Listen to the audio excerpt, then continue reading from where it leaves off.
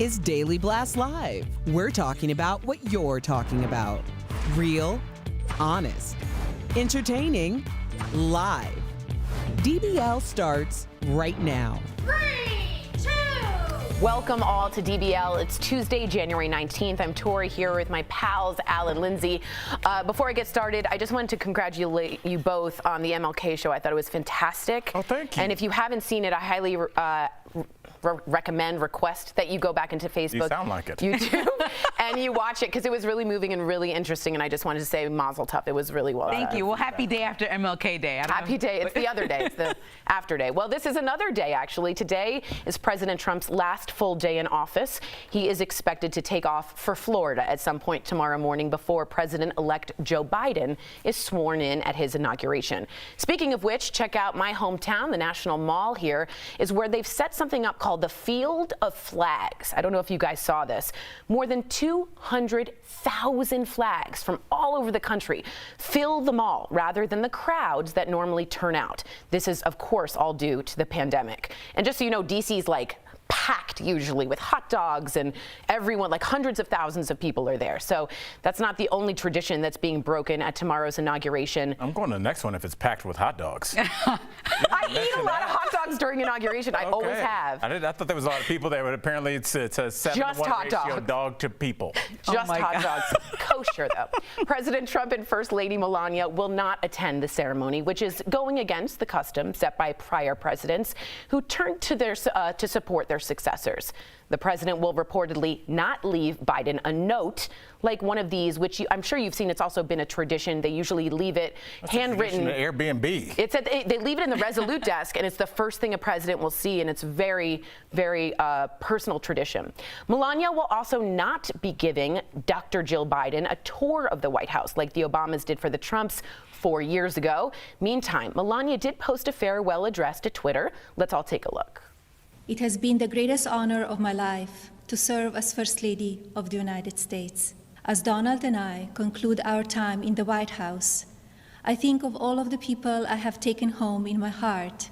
I ask every American to be an ambassador of Be Best, to focus on what unites us, to raise above what divides us, to always choose love over hatred, peace over violence, and others before yourself. Okay, so Lindsay, I wanted to know what you thought is going to be missed or not missed by this protocol change. I mean, I would have loved if the president would have bowed out gracefully. I mean, obviously, you know, when President Obama was leaving office, you know, there were specific debates that happened and things that were said that would make you think that he wouldn't want to stand there. And or even like the First Lady, Michelle Obama, gifting Melania a gift and Melania gifting back. It's just a tradition that we want to see as we try to bring people together and move forward. And so even the note, I know you love the note's my favorite. And the note's like so personal. And so I just would have loved to see it end on that note, that we can just say, listen, this is the decision that's been made and decided on, and we're going to go into the next presidency and just try, at least start it from a place where we're going to try to work together. Right, try to get back to the pendulum. And just so you know, Al, there's a famous picture, I don't know if we have it, but the Bushes showing Sasha and Melania how they can slide down the banister in the private residences. And it's just a lovely, lovely image. What do you think about these change in protocols? You know, I didn't think about this until I was listening to Lindsay talk, but you know what? I don't know if a note would be apropos for where we are.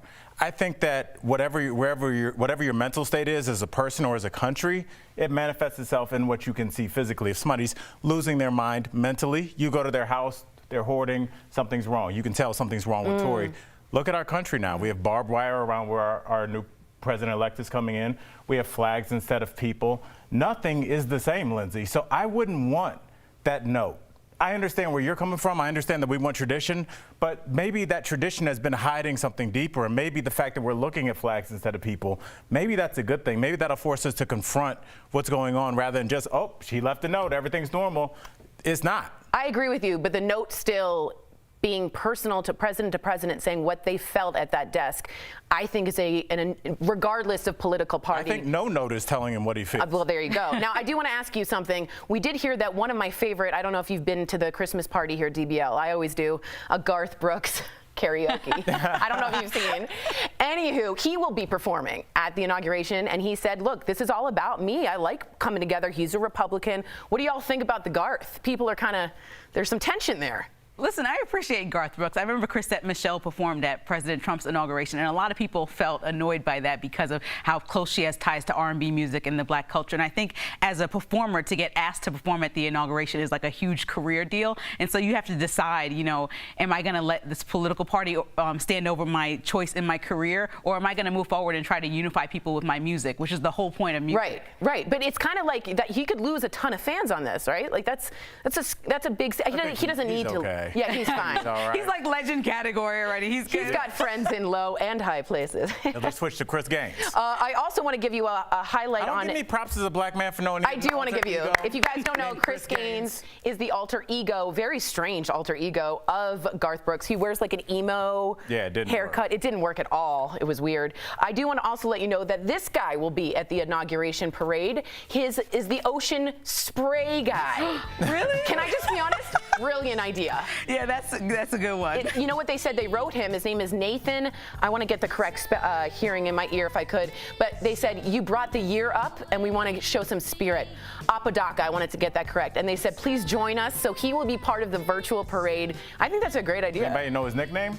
Yeah, Dogface. Dogface. Of course. I forgot that. Yeah. How could you forget Dogface? Dogface. Hey, do I get props for knowing that? Yes, you do. I think it's a good idea to bring people that brought joy this year. I mean, it's such a crazy year. Anybody who brought any joy should be invited to the inauguration. I 100% agree. When I heard this, I was like, oh, you know what? I'm okay with ocean spray guy. Best thing that could ever happen Literally. to cranberry juice. Oh, Right, man. yeah, their sales had to be who saw crazy. that Ocean spray, take this guy on. Even Stevie Nicks Where's did Ruby it. Red Grapefruit? Oh, like we need somebody to do something. Somebody on a hang glider. Ruby Red, what a delicious drink. Anyway, before the president leaves office, he is expected to issue. Let's all get to what we were talking about. A lot of you already on the this YouTube chat here. The pardons. Let's just get to it. He is expected to issue about 100 or more, and I think it might happen today. As we're taping our show today, we're still waiting. We do have some names that are expected to make the cut. First up, rapper Lil Wayne is reportedly on a list. A pardon would get him off the hook in his federal gun case. The two have met before to discuss criminal justice reform. Snoop Dogg is lobbying the president to pardon Death Row Records co-founder Michael Harry O'Harris. The president is also expected to issue pardons for several white-collar criminals. Meantime, Tiger King's Joe Exotic, I can't believe I'm saying this, is hoping his name is on the pardon list. His team is so confident they reportedly have a limo and a makeup and wardrobe team on standby. Guy to murder for hit. This is that guy. Julian Assange, the WikiLeaks founder, is actually not on the list, so don't expect him to get pardoned. Also not on the list is a self-pardon for the president himself or his children. They're not expected to be named either. But I have an inside scoop. What's that? You can have a secret pardon. And you don't ever know about that pardon until the person is charged with a federal crime. You don't have to announce it to anyone. There is nothing that states a president has to state it out loud publicly. And may I just say, and I want to get your opinion, he will 1,000% pardon himself. There's not a chance I will but all the money. Wow. And I have not all the money, but what do you think? I mean, that's some genius guidance to find out. But, you know, I want to go back to Lil Wayne because I know Erica Cobb, our other co-host, and I were talking about how he randomly threw his support behind President Trump, like in the fourth quarter of the election campaign. And we were kind of like, oh, now we know why. Yeah, but now you kind of have some context about why, because if he pardons him, that was a deal that was made. Like, push your support behind me, we're going to pardon you. So a lot of people are saying there were some deals made. And to be honest, pardons can be a little sketchy. Like Bill Clinton, you know, pardoned his brother. People have pardoned their families before. But Al, will he pardon his family and himself? I'm sure he'll do whatever he needs to do to make sure that his family's protected. But, you know, it's just so interesting. Like, people run on law and order. Like, we know what that's code for. But in the illusion of, you know, we'll lie and say that we really think that it's really law and order. But then as soon as somebody that they like is doing something to kind of bend the rules, we don't really hear that as much. We don't hear that when his taxes come out. They're like, hey, he knows the system. Hey, law and order, it's okay. It's just interesting that everybody is okay with these weird rules that no one knows about. It's like when you work at a restaurant and there's like the hot bartender that gets different rules. They don't have to work on Friday. And you're like, how did you get you know Christmas why? off? Because it was Kevin. Yep, it's the hot bartender. Kevin. But I think it's interesting when you get into like fight or flight when it comes down to your family. Like a lot of people change the rules for their family, period. Amen. Like, I'll do anything for my family. So I don't know. I might consider it if it was my family. I would do it too. A lot of people would, and I think that keeping it secret and not letting people know until they're charged is a move he might make. So let us know what you guys think. It's all about the viewers coming up on DBL. And the Benjamins. And the hot dogs. Our medical pro, Dr. Payal Kohli, is helping us understand Joe Biden's vaccination plan for his first 100 days in office. He wants 100 million arms to be shot up within the first 100 days. And later, singer Jennifer Nettles is telling us all about her new competition show, Go Big Show, where supersized talent is king. These are crazy. These are crazy.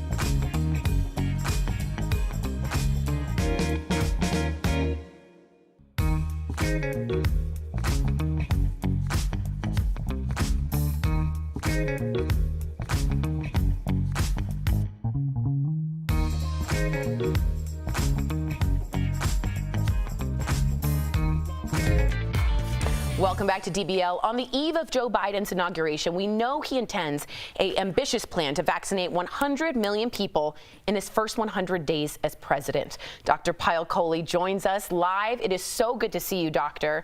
I heard you have you've been vaccinated, am I right? I have been, Tori, both doses. Yes! That second dose kicked my butt, though.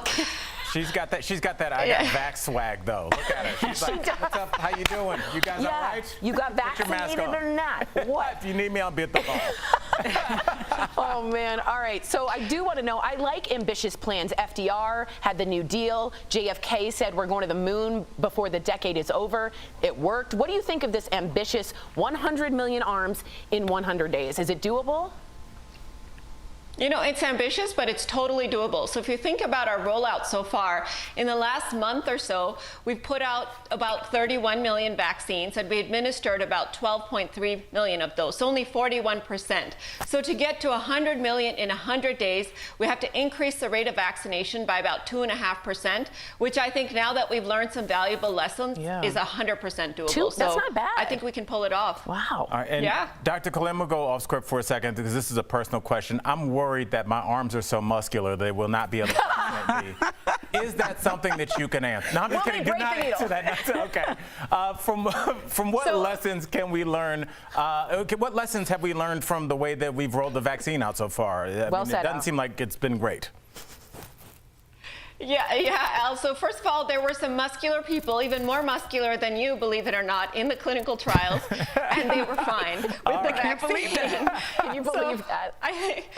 I think you'll be good. But in terms of lessons, I think this is really important because we've gone from vaccination 1.0 to vaccination 2.0. We're expanding from phase 1, so more and more people are going to become eligible. So there are some important lessons. The first is manufacturing, which we're so worried about, doesn't seem to be the problem. You know, we have enough doses, we just don't have ways to administer them. The second is people are really confused about how to sign up. Yeah. So we need some kind of a national dashboard, you know, with transparency, who has how many doses, where are you on the wait list, you know, so that people can sign up in one centralized place rather than go to this website, call Safeway, call King Soopers, see who can get you in. The third is that we actually need smaller community sites rather than these large-scale vaccination sites like Disneyland, for example, because the vaccination sites that are big, difficult to plan, they're difficult to have access to because you're waiting in line for hours, and of course the exposure risk is much higher. And then finally, we've learned we need to leverage people like dentists, veterinarians,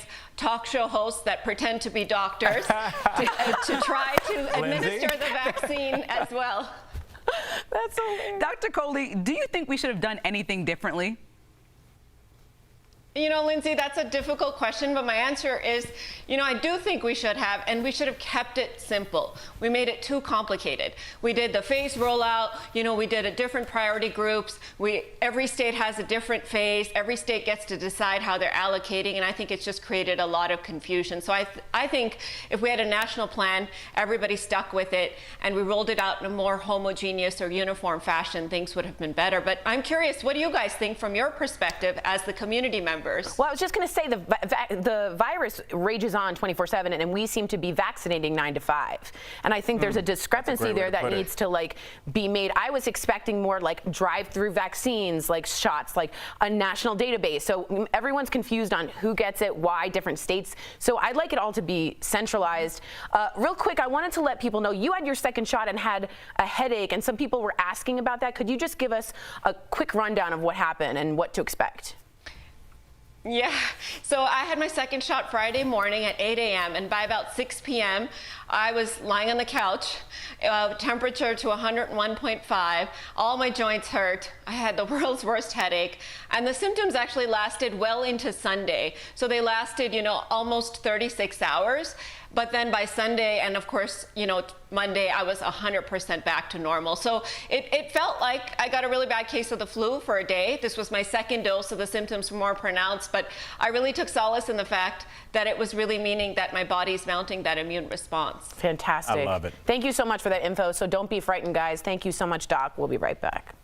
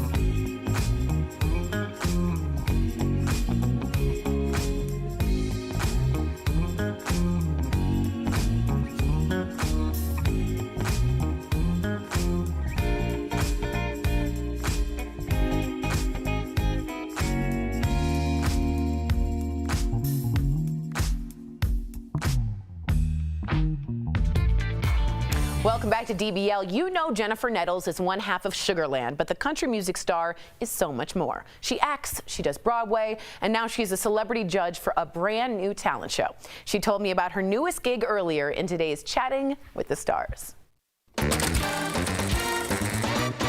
Joining us is the super talented Jennifer Nettles. Thank you so much for taking the time to talk to Daily Blast Live. I'm super excited to talk about Go Big Show, but as a fan, I know you're outspoken about some current issues, and I just wanted to check in and see how you're holding up in this crazy week. Yeah, it is a crazy week, isn't it? I mean, I think everybody during this pandemic, our lives have gotten smaller in some ways and super challenged in others.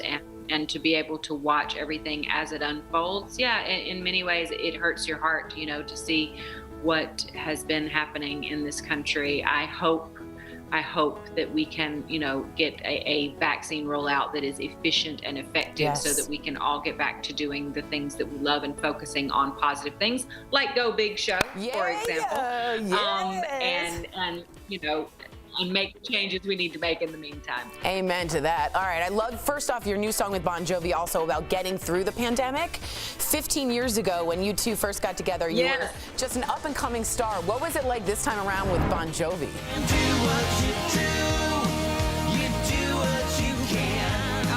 I think second time twice as sweet. You know, he reached out to me and said, hey, would you like to join me on this song? And I heard the song and thought that it was perfect and so appropriate for where we are right now in the world, really, you know, with the message being when you can't do what you normally do, everybody needs to do what they can to help each other. And so I loved the message of the song, and obviously we have a wonderful history of success together, so I was thrilled to be able to be a part of it with him. So, living on a prayer. All right, Jennifer, tell me about the Go Big Show, all about it, and tell me about Snoop Dogg as a judge. I just want your inner take on that.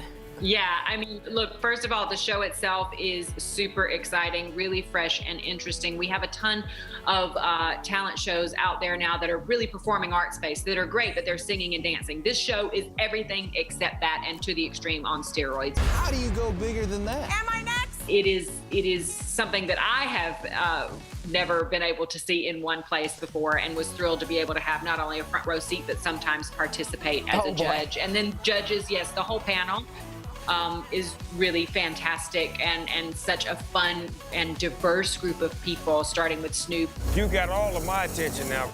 Rosario Dawson, Cody Rhodes, and then Burt Kreischer as the host. So I've described the panel sort of like this. It's like, if you remember the movie Breakfast Club, it's like everybody is super diverse personalities, right? But you totally go to Saturday Detention with these folks and have a blast. You know, if Snoop Dogg was in Saturday Detention, it would be an amazing time. I totally agree. Well, since the world's gotten smaller, I can't wait to watch Go Big Show. Jennifer Nettles, it has been such a pleasure.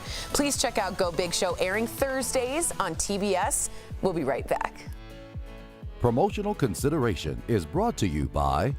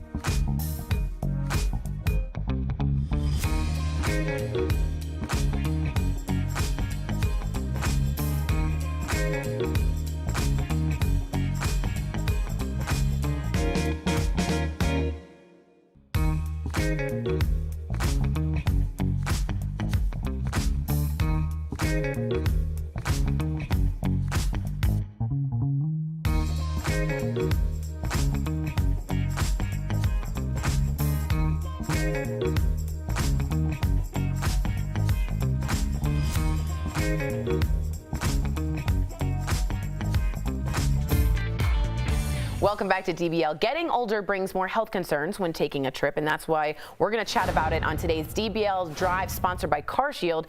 Here's how to make sure your 2021 travel plans go smoothly. First, make sure you have a clean, clear bill of health from your doctor. Second, be cautious of your needs from your tour operator or cruise line. And third, consider your nutrition and rest during the trip. And of course, you can't ignore the coronavirus pandemic. Get tested before travel and be aware of COVID restrictions at your destination. Look at that woman, I love that. When it comes to traveling for peace of mind, get an auto protection plan with CarShield. CarShield protects their members from the high cost of auto repairs. Call 1-800-505-9619. I cannot wait to have a salt water in my nose. You know what I mean? It's coming.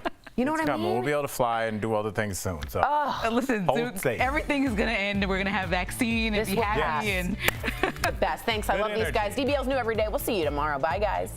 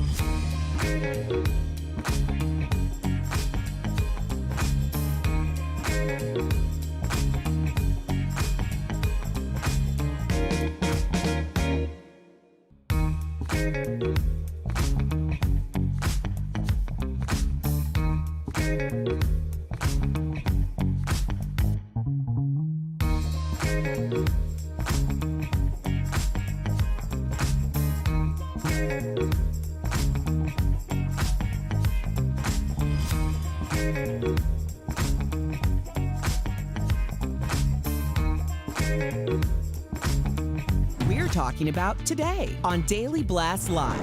It's almost the end of an era as President Trump spends his final full day in office. Who will be pardoned and who won't? From the president's family members to Joe Exotic and Lil Wayne. Are they on the list? Lessons learned during the first round of COVID-19 vaccinations. Dr. Coley is here to talk about what needs to be done differently to make this all more efficient for everyone.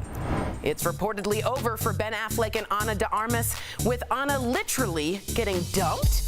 The story behind this cardboard cutout of her going in the trash outside Ben's house. And a new tell-all about America's favorite momager, Kris Jenner. The author spills the tea on her unauthorized biography. They say the devil works hard, but Kris Jenner works harder. Is there anything that surprised you? Real, honest, entertaining, live. DBL starts right now. 3, 2. Welcome to Daily Blast Live. It's Tuesday, January 19th. I'm Tori in for Sam today, and I'm here with my brothers Jeff and Al. How you doing? Hello. How you doing? I'm a little famished. If you know what that means, it's Yiddish for verklempt, which is another Yiddish Did you word. had to drive? Let's be honest. You had to drive back. You were on your way home. Yeah, drove right back, came here. Can't wait to get started. Excited, and I think we have Erica joining us from home. Erica, good to see you. Good to see you. I made it. All right. Well, this is it, guys. Today is President Trump's last full day in office. He is expected to take off for Florida at some point tomorrow morning before President-elect Joe Biden is sworn in at his inauguration. Speaking of which, check out the National Mall. They've set up this cool thing. It's called Field of Flags. More than 200,000 flags from all over the country fill the mall rather than the crowds that normally turn out. And usually it gets turned up. This is, of course, all due to the pandemic. That's not the only tradition that's being broken at tomorrow's inauguration. President Trump and First Lady Melania will not attend the ceremony, which is going against custom set by prior presidents who turned out to support their successors. Now, the president will also not reportedly leave Biden a note, which you've seen this. It's been a tradition for many, many years. One president will leave for the other in the Resolute desk. Melania will also not be giving Dr. Jill Biden a tour of the White House like the Obamas did for the Trumps 4 years ago. Meantime, Melania posted a farewell address to Twitter. Let's take a look. It has been the greatest honor of my life to serve as First Lady of the United States. As Donald and I conclude our time in the White House, I think of all of the people I have taken home in my heart. I ask every American to be an ambassador of Be Best, to focus on what unites us, to raise above what divides us. So changes are in play for protocol. Erica, what do you think about these changes? Are we going to miss anything by these? Are we going to gain anything by not having these? Well, luckily, President-elect and Dr. Biden know their way around the White House, so that's probably not going to change very much. But I really do want to focus on the national moment of unity that is going to take place at the Lincoln Memorial Reflecting Pool. That'll be a part of the inauguration celebrations. There will be over 400 lights, which will represent the 400,000 Americans who have lost their lives to COVID. This will also be taking place in cities all over the country, from New York to Seattle, from Miami to Chicago. The skies will be lit up, the buildings will be lit up to commemorate and to remember all of those we lost, because that's one thing that we all have experienced in some way. It goes past any racial, socioeconomic, regional. We've all been hit pretty close to this COVID-19 pandemic. That is beautiful. Jeff, real quick, also Garth Brooks. As you guys don't know about the Christmas party at DBL, I often karaoke a little Garth Brooks. He will be performing at the inauguration. What do you think about this? This has caused some people to have some tension there. A Republican. A country star. Am I allowed to say that? I think you are. I said Republican? The R word. Oh, wow. The R word. I think it's great. It shows unity. Obviously, I'm joking around. It shows unity. I think we need more of this. He might lose some of his fans. I think he's got a pretty good fan base built up anyways. Yeah. But I think someone needs to step up and reach across that aisle, whether it be from this side to that side to this side. As far as Trump not leaving any note or anything like that, I'm sure he left something behind. Yes, yeah.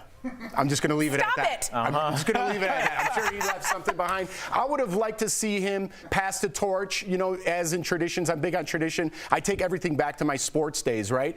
You want to kill that other guy when you're out on the field, right? When it's done, man, great game. Good luck to you guys the rest of the season. No hard feelings, right? That's kind of how I wish Trump would have led by example in this case. But listen, it's going to be behind us tomorrow. Let's use Garth Brooks as an example and move forward. Sportsmanship is what you're saying. I completely agree. Way to read between the lines. Right. He literally said sportsmanship. He didn't say it. He never said it. Tori, I don't know, Jeff and Erica, I don't know if we need unity. I don't know if we need notes left. I think we need a plan.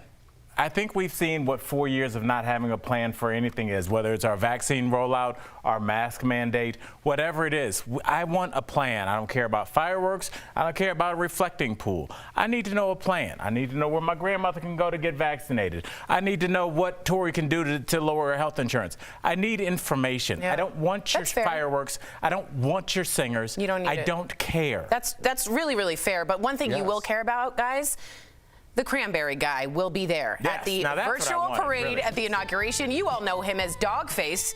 He's otherwise known as his real name, Nathan Apodaca. And the Bidens reached out to him, or the team, to say, you really were like a light in a lot of people's lives, and we want you to just bring humor and joy. So he'll be there. I want to make fun of this so bad. Obviously, the ploy is they want to, you know, get the TikTokers into Joe Biden's administration, blah, blah, blah. You can't help but smile when I you love watch this guy. Right? You can't help but not smile. So when he shows up on your screen tomorrow, you're going to be like, I love this guy. This guy. Maybe Joe Biden's not so bad.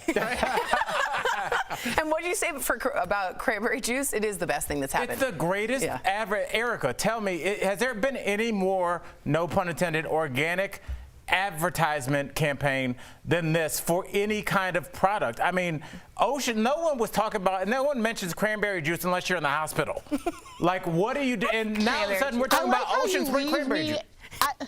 No, I'm sorry, Al. You cannot give me a leading question to say what is the greatest of all time. Like, you can't do that. Isn't this piece just the greatest of all? I don't know, Al. I need a moment to think about that. I think that would be fair. I find it hard to believe that you don't think 2 hours a day about the Ocean Spray cranberry juice rollout campaign. I find that impossible. Oh, I don't. The controversy. She doesn't. It's just not there. All right. Well, before the president leaves office, a lot of you wrote me a lot of questions, and we're going to answer these today. He is expected to issue about 100 or more pardons, okay? As we're taping our show today, we are still waiting, but we do have some names that we expect to make the cut. Rapper Lil Wayne is reportedly on that list. A pardon would get him off the hook in his federal gun case. The two actually have met before to discuss criminal justice reform. Snoop Dogg is lobbying the president to pardon Death Row Records co-founder Michael Harry O'Harris. The president is also expected to issue several pardons for several white-collar criminals. Meantime, I can't believe I'm going to say this, y'all. Tiger King's Joe Exotic is hoping his name is on the list. His team is so confident, they reportedly have a limo and a makeup and wardrobe team on standby. The man had a murder for hire plot. Julian Assange, the WikiLeaks founder, is not on the list. A lot of you were asking about him. Also not on the list, surprisingly, is a self-pardon for the president. Also, his children are not expected to be named either. I do have some information that I wanted to let everybody know. You don't have to tell who you're pardoning. Secret pardons are real. You can do it, and we wouldn't find out until you were actually charged with a federal crime. I would bet, Erica, my whole amount of money, which is like $5, that he will pardon himself. What do you think? And his family. Well, you mentioned this to me, and I said I think I've lost the ability to be shocked about anything at this point. I don't possess that emotion. But let's talk about if I will shamelessly kiss your behind to save my own was a person, it would be Lil Wayne. For his sake, you know what? I hope he does get the pardon. All right? Because, I mean, all of the tap dancing this man did. Like, can you imagine going? I mean, he put every egg in that basket. He made himself look a whole damn fool. I mean, for real. For real, for real. So, you know what? I hope he does. I hope he gets a pardon. Lil Wayne, can you imagine that? Anybody you're surprised about, or do you think he will, guys, pardon himself?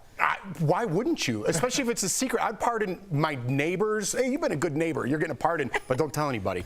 I mean, why wouldn't you use that power? We get caught up in the moment of Trump and like, wait, this isn't a good thing. Who wouldn't? Who would not pardon themselves and their family for future crimes? Say this to Erica. I think that Wayne was looking at 10 years. It was a lot. Because this would be his second gun case. He's already did, I believe, a year or two in jail because of a gun case in recent memory. And I think he was like, I don't want to go back there, especially for a long time. And I think in a weird way, Eric, and I'd love to get your opinion on this later, maybe we'll just text, I think that's why he sold Drake and Nicki Minaj's masters, because he knows that this will probably affect his career and his standing with the hip-hop community. But he's like, I'm just going to get my money and stay out of jail. I think this was his, like, my career is over thing. Well, I mean, if it's going to work, it's going to work. He's going to get pardoned. But I would love to hear your opinion, guys, on whether you think we will see a Trump self-pardon, which has never been done before, ever. So we don't know if that will work. It'll probably be taken to the Supreme Court for a constitutional challenge. I think we need to mention that Trump, we got to go. I'm not supposed to say that. Erica, stick around. Coming up on TV, I love when Jeff gets in trouble. Did a guy really live in an airport for 3 months because he was afraid of getting COVID? Plus, our medical pro, Dr. Paul Coley, is helping us understand Joe Biden's very ambitious vaccination plan. For his first 100 days in office, he wants 100 million arms. Shut up. And later, are Kim and Kanye really getting divorced? Are these just rumors? Well, the author of the new Kris Jenner book gives us some really good, juicy insider info. Stay tuned.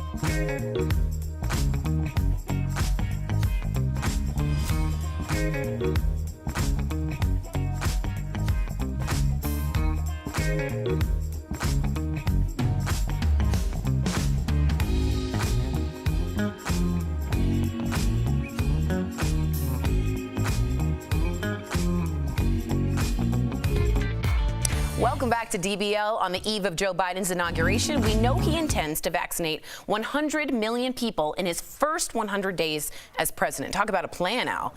Well, earlier, Al, Lindsay, and I checked in with our medical expert, Dr. Paul Coley, on her thoughts about this plan. Take a look. What do you think of this ambitious 100 million arms in 100 days? Is it doable?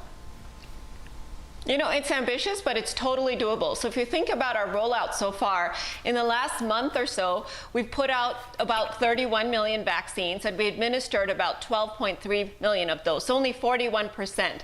So to get to 100 million in 100 days, we have to increase the rate of vaccination by about 2.5%, which I think now that we've learned some valuable lessons is 100% doable. That's not bad. I think we can pull it off. Wow. All right, and Dr. Khalil, we'll go off script for a second because this is a personal question. I'm worried that my arms are so muscular they will not be able to vaccinate me.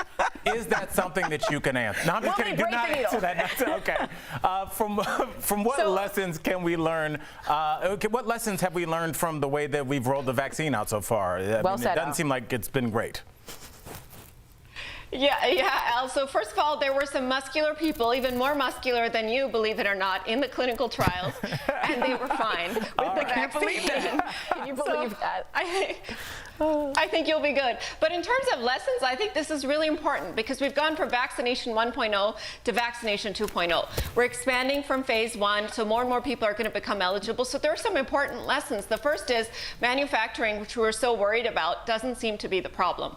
You know, we have enough doses, we just don't have ways to administer them. The second is people are really confused about how to sign up. So we need some kind of a national dashboard, you know, with transparency, who has how many doses, where are you on the wait list, you know, so that people can sign up in one centralized place rather than go to this website, call Safeway, call King Soopers, see who can get you in. The third is that we actually need smaller community sites rather than these large-scale vaccination sites like Disneyland, for example, because the vaccination sites that are big, difficult to plan, they're difficult to have access to because you're waiting in line for hours, and of course the exposure risk is much higher. And then finally, we've learned we need to leverage people like dentists, veterinarians, talk show hosts that pretend to be doctors to try to administer the vaccine as well.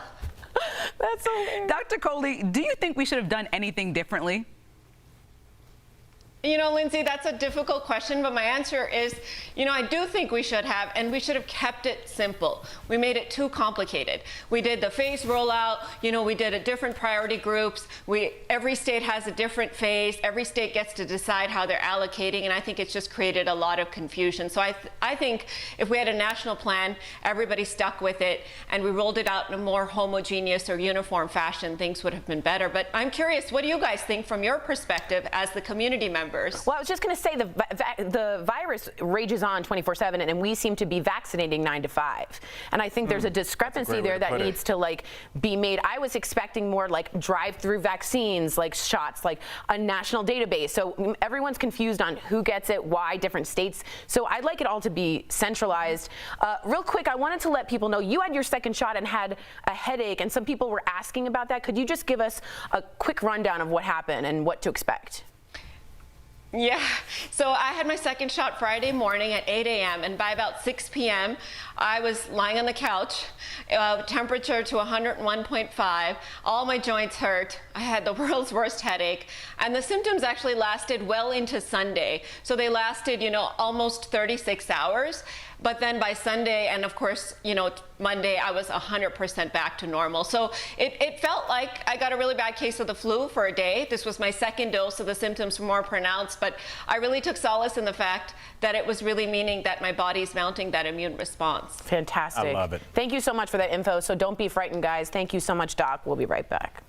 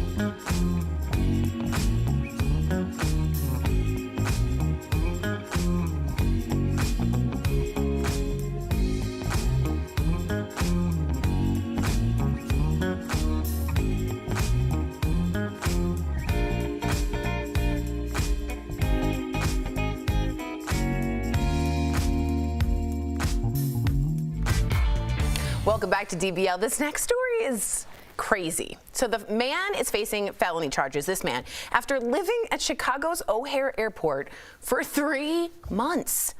The man told police he was afraid to fly home to India because of the coronavirus. So instead, he allegedly stole an airport ID badge and lived beneath the airport in a secure area where no one found him for months.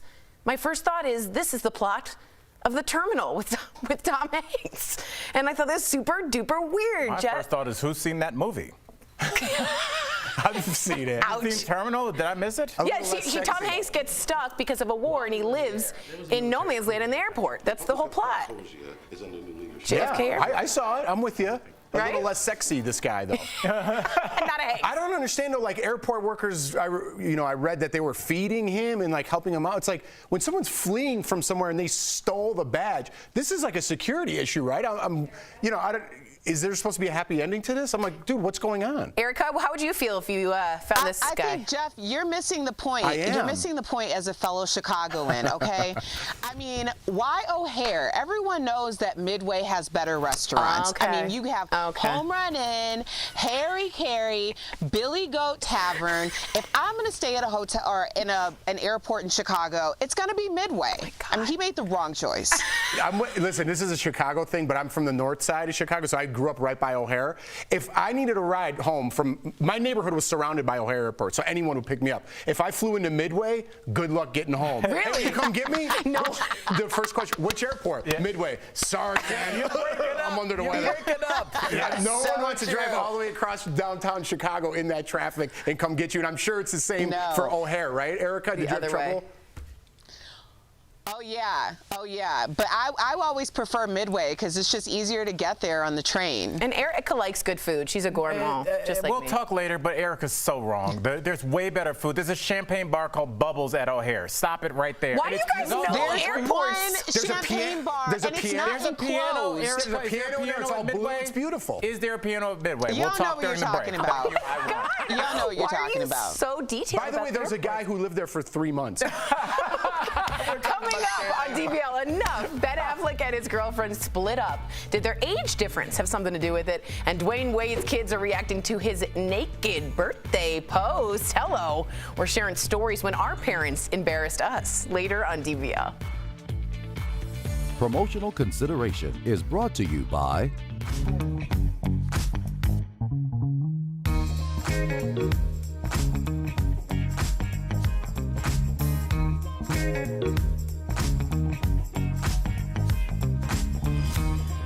it ends this pandemic. And as the COVID vaccines roll out, some wonder if these drugs may soon be required in some settings. So let's verify.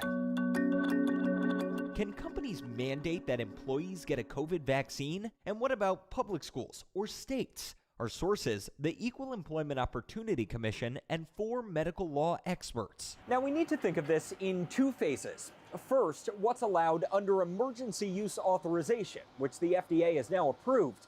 And then the rules for licensed vaccines, which these won't be for months. Under emergency use, the current status, our experts don't agree on whether or not mandates are allowed. I'm going to say no. Dr. Arthur Kaplan says right now these are basically experimental drugs and no mandate would hold up in court. But Professor Dory Rice says the FDA doesn't specify that companies can't have consequences for employees who refuse a vaccine. That's an area where the law is unclear. The EEOC agrees, telling me employers can mandate these unlicensed vaccines as long as they comply with federal laws. So for now, this is a gray area. As for fully licensed vaccines, which the FDA could make these later this year, there are established precedents. For 99% of the U.S. population, if they want to, they can mandate it. The EEOC has issued guidance that employers can require COVID vaccines and can make employees show proof they got one. The two exceptions: people with medical issues or religious objections. The guidance says if those exempt people can't be safely accommodated, the employer can keep them out of the workplace, but they can't automatically fire them because other rights might apply. In other words, it's complicated and case by case. Even states can mandate vaccines. So we can verify, yes, once they're licensed, businesses, schools, and states can mandate COVID vaccines. Whether or not they will, even the experts don't know. Do you foresee legal fights related to mandates over the next year or two? I think there could be a lot of suits, but my guess would be that they're going to fizzle out pretty quickly, and that the biggest fights are going to be at the political level. With your Verify, I'm Gabe Cohen.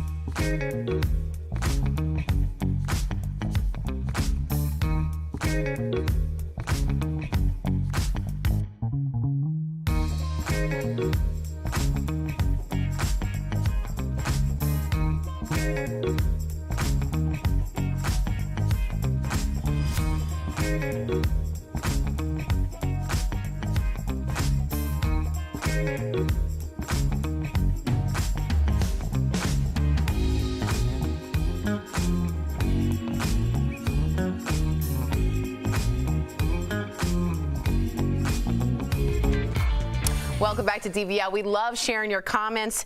Anasita from Facebook says he's still my president, Trump. Robin says good riddance to bad rubbish. Patty says Trump and his wife are acting like children up until the final day they leave by not doing what former presidents and first ladies have done for the predecessors. Such a shame. And finally, Robin said, did I miss something about the guy in the airport? Was he a restaurant critic from India? Because we were all talking about restaurants.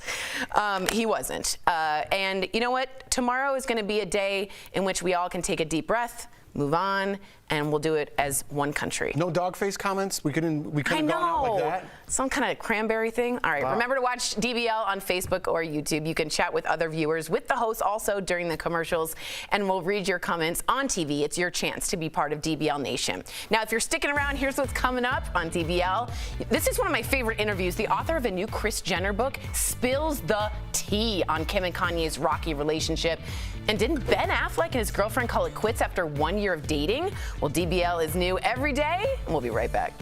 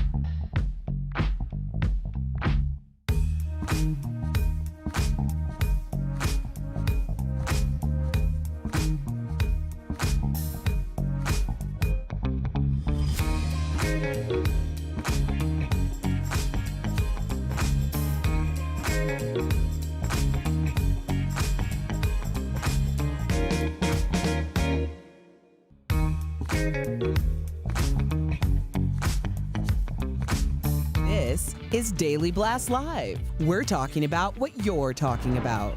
Real, honest, entertaining, live. DBL starts right now. 3, 2. Very strong opening. Welcome to Daily Blast Live. I'm Tori in for Sam today. I'm here with Jeff and Alan. Of course, the gorgeous and very smart Erica joins us from home. Well, we got to get some tea. Oh, darling. You're welcome.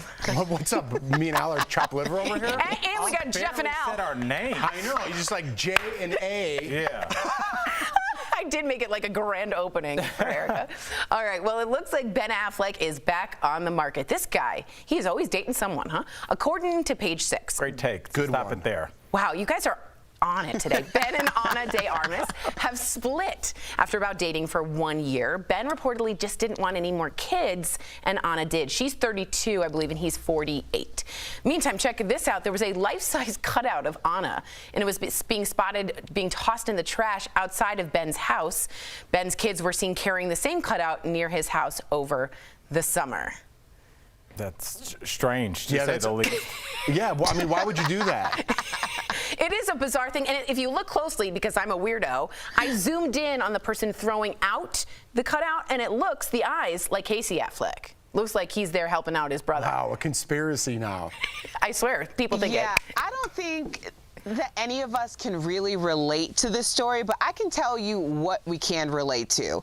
I'm not putting it all on a man or all on a woman, because as a woman, you should know what you want and what you want to have as your future. But if you're a man and you're with a woman over 30, be really clear about what your intentions are in terms of starting a family, because that's not the time to be playing games, okay? This woman's 32 years old. If he told her or gave her any indication that he would be into creating a family with her, then shame on him. It's such a good point. On him. We got a biological clock, and it's ticking like this. My cousin Vinny. My cousin Vinny. It's honestly, and Erica, you're exactly right, but they had a difficult conversation. Now, I'm just hoping, I'm hoping that he did not lead her to think that, oh, he did want a family, and then kind of was like, oh, I decided I don't. But it's a very difficult conversation, especially because in the beginning of the relationship, Jeff, everything is roses. Yeah. Why do I want to have a difficult Maybe conversation? I want family, right. Dinner. We're going to Hawaii. Who wants to talk about how we're going to raise our kids? But it's like, that's when you should do it. Before you invest, let's have how much money do you have? How much money do you plan on spending on recreation? All these conversations that are not sexy, not fun, need to be had before you're 7 years down the line, 2 kids in, before you're talking about, oh, I thought we were going to raise our kids Jewish. It's too late now. Yeah, I mean, you and Erica made great points. I think you got to have that conversation, but who's going to do that in the first couple months of dating, right? Man, I got this young girl. It's going really good. I know, do it, yeah, but it's like, now a year later comes, you're like, by the way, I don't want any kids. Yeah, you're like, it's what? You had fun, so you got to be honest with the person. Like you said, Erica, I totally agree. Maybe he's going to go console himself with some Dunkin'. He drinks a lot of Dunkin' Donuts. He doesn't. Coffee. He's Boston. Anywho, Ben Affleck's other ex, Gwyneth Paltrow, my fave, is getting roasted after her famous Goop candle reportedly exploded in a woman's home in the UK. Well, let's be clear. This is the special candle. Let's not gloss over that. It smells like one of her body parts. According to The Sun, the woman said the $75 candle, which smells, as I said, like a certain female body part, exploded into huge flames with, quote, bits flying everywhere. The woman posted this pic of the candle on Instagram afterwards. She said she managed to throw the flaming candle out the front door before it could do any damage. I have a lot to say. Erica, what do you think? No, you're not setting me up to say something I'm going to get kicked off the air for. Tori, you know what that candle smells like? It smells like you got ripped off. That's what it is. Anytime. But you know what? It works. And this is that thing of why you make things pricey and kind of silly and ridiculous. Remember we did that story a year ago, Jeff, about the tiny purses that were expensive? It's because there's something weird about human beings where the more expensive and ridiculous is, people are like, that's stupid. I want it. Could you not be more antagonistic and involved to have a candle cost $75 that smells like your inner woman? Well, listen, first of all, she won it as a prize. Okay, so she so she didn't buy it. But second, it's more than that now. I'm going to just take the other side on this one. I think if you have that candle at your house, it's very difficult to get, right? If you have that at your house, limited, you're like, is that one of Gwyneth Paltrow's? First of all, I want to smell about that. Yeah. And it's a conversation piece, right? I never thought about that. You pay a lot for artwork and things like that. Like a coffee table. A couple $100 for some artwork. If you have that and don't light it and you just have it on your dining room table and you have company come over, it's going to be a talking point. Well, don't light it because it might explode in your home. That's another talking point. That's another Let's move on before we go down a different road. That's exactly right. Good call, Jeff. Thank you. Well, Dwayne Wade posted a birthday photo on Instagram in his birthday suit. The pic shows Dwayne covered up by his wife, Gabrielle Union, with the caption, "Birthday behavior 39 is already looking up." But his kids were less than impressed with the exposure. His 18-year-old son, Zaire, commented, "Yeah, this isn't what I wanted to wake up to." His 13-year-old daughter, Zayas, wrote, "Ayo, chill, I just got on." Do that again. Ayo. Ayo, what'd I say? You said ayo. Like you're logging like a pirate or something? Netscape. Now, not even a pirate. That was nobody. Ayo, I just logged on. Ayo, like that. Yeah, but they're not from the Bronx in 1976. Even his 2-year-old chimed in saying, "Thought I had more time before his midlife crisis." 2-year-old? What the heck does that? He's a philosopher? Have you guys ever had your parents embarrass you in a terrible way? Anyone want to start? Does anyone want to begin? I feel like Erica or Jeff always have stuff. Did Roosevelt ever do anything, Erica, your dad, to embarrass you? That's my favorite. What hasn't Roosevelt done to embarrass me? Okay, my dad gives no bleeps about anybody's opinion about anything. I got to the point where I would just stop having him be present for things because I didn't know what he was gonna say. She just didn't bite him. Is like the king. He is the king. He literally does not care. He will say what is on his mind, and all these other parents, especially growing up, would be like, "Oh," and I'd be like, "Well, so and so's parents." He's like, "I don't care what so and so parents have to say. If so and so jumped off a cliff, you gonna jump your behind off the cliff with them? You think I care what so and so? What that means? So and so said such and such." I love when she does it. I love when she does this and then comes back. My mom pulled up to my high school when I was feeling really good my freshman year, and I had a crush on Jordan Stein, and I was saying goodbye to him. He was a senior, and she went, "Beep, beep, beep, beep, Chicken Little." That's cute. No, it wasn't. It wasn't. Because Jordan Stein never asked me out. That's not what stopped him. No disrespect, but Jordan's gonna be like, "Yeah, her mom was weird, so I'm out."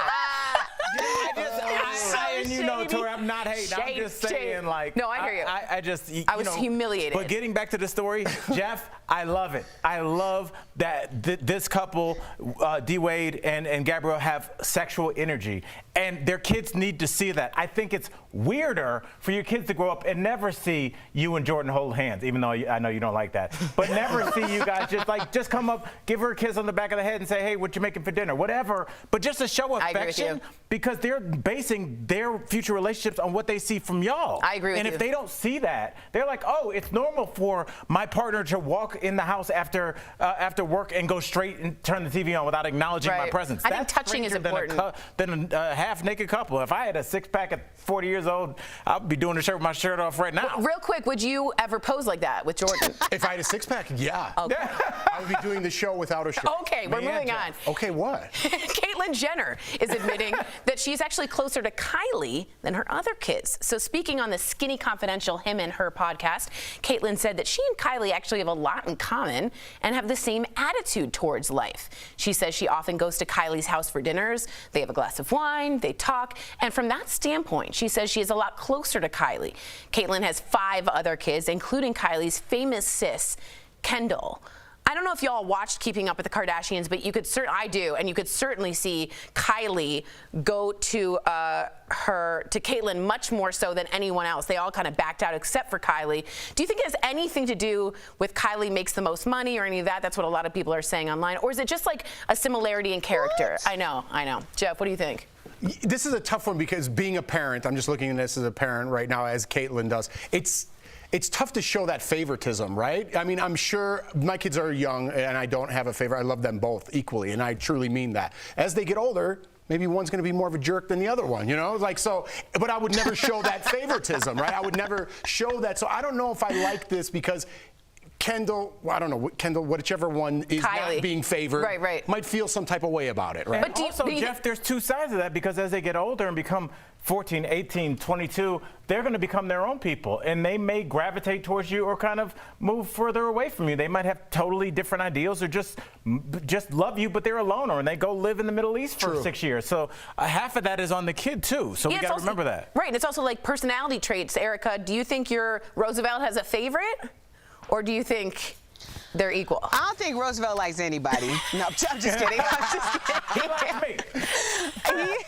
He is definitely closest with my oldest brother, but they also share something that we didn't share. They grew up in the same hometown, so they have similar stories, and I can understand that. For my mom and I, it's a little different, because she calls me mom sometimes, because I've always been the one that, like, you know, I would stand up for my mom. If somebody talked to my mom crazy, even when I was like 5 years old, I'd be like, I don't know who you're talking to, but you're not going to talk to her like that. So I think we just have different relationships. Yeah, right. And I think, is it true that you don't have favorites? Just asking the parents here, the two of you gentlemen, like, do you ever have favorites like some days? Absolutely. Okay. Is that, If one's being a jerk, the other one's the best. Okay. And then the next morning it flip-flops, right? Okay, that makes sense. It equals itself. Because I was like, new day, a new jerk. That's right. New day, new jerk. I got a jerk calendar up on the wall. God. We're gonna look at It's just pictures of Jeff. Erica, do not go away. Coming up on DBL, are Kim and Kanye really heading for divorce? The author of the new Kris Jenner tell-all is spilling such juicy tea right here in DBL. Don't go away.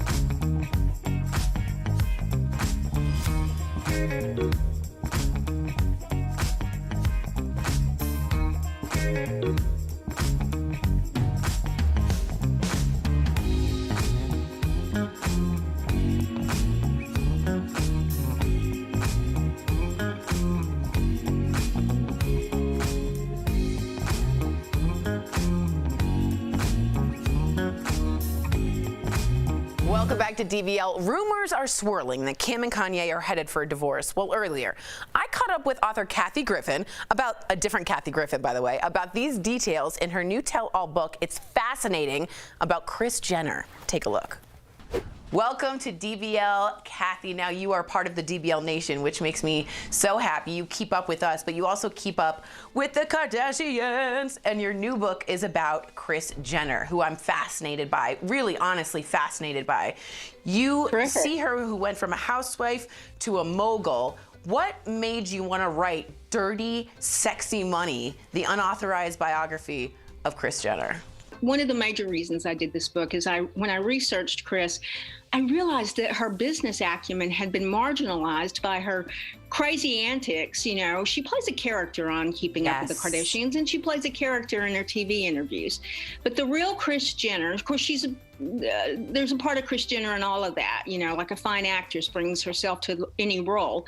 The thing is that Kris has networked and worked hard since she was 17 years old, 15 years old, working in a donut store. Both sides of her family are entrepreneurial. And she has really paid attention to her children and what they thrived at and what their passions were and where they were best suited in business. That family is worth over $2 billion. She has taken basically 3 college dropouts, Kim, Courtney, and Khloe, and turned them into multimillionaires. And how did she do it? You don't get 7 billionaires or millionaires by accident. I mean, people know, they say the devil works hard, but Kris Jenner works harder. Is there anything that surprised you? Kris was fond of Kanye, and he did help the brand a lot because, you know, something most people don't know about Kris is that ever since she was a teenager, that she wanted to open a store called Kris's Closet with a KK, Kris's Closet. And then the girls all had clothing stores before Keeping Up with the Kardashians, and they floated that around as a show idea, but nobody was interested. But she loves fashion, as do all the girls, as does the Sun Ra. And so what happened is that, you know, Kanye, besides being, you know, a 20-time Grammy winner and one of the hottest, biggest stars in the world, he's a fashion designer. And Kris was desperate to get into that world. And she wanted it for herself and for her children. They couldn't get Anna Wintour, the Vogue editor's attention. And suddenly with Kanye, they became royalty with fashion. I want to ask you about the divorce that might be happening between Kanye and Kim. Yes, they are headed for divorce, but Kim is in no hurry to file. Kanye has outlived his purpose with the family. I mean, Kris is fond of him, as I said, but he's a liability to the brand, and really, she's a mother first, and she was very upset when Kanye went on and ranted that, you know, he wasn't going to let her around his grandchildren anymore. He apologized for that, but Kris does carry a grudge, and he called her Kim Jong-un, you know. And she really believes it's best in Kim's interest and for the kids for her to go ahead and cut the ties with Kanye, which would be her third failed marriage. And I do think, and I want to know this, they'll back Kanye, like it'll be amicable, like the Lamar Odoms. I don't see them having this awful divorce. Do you? Well, no, look what's happened with Scott Disick and Courtney. I mean, Scott's they're still a family. part of the brand, and he's on the shows and everything. And I don't think it will be. I think, too, they'll be very supportive of helping him consistently take his medication and get the therapy that he needs. And he's the father of those 4 children. Kim would never keep him away, but she'll be very careful. She might seek, you know, better orders for as far as custody. It might be a little murky there until Kanye can prove himself. What do you think about Kris Jenner now? Would she be okay with your biography? Do you think she's on board with it? I believe that if she read it, she would be pleased with how she's represented, because it's the first time in history that anyone's done a book about her. It wasn't the Kardashians. Kathy Griffin, I could talk to you for hours. Thank you so much for coming to DBL. We'll be right back. I'll make sure you get a copy.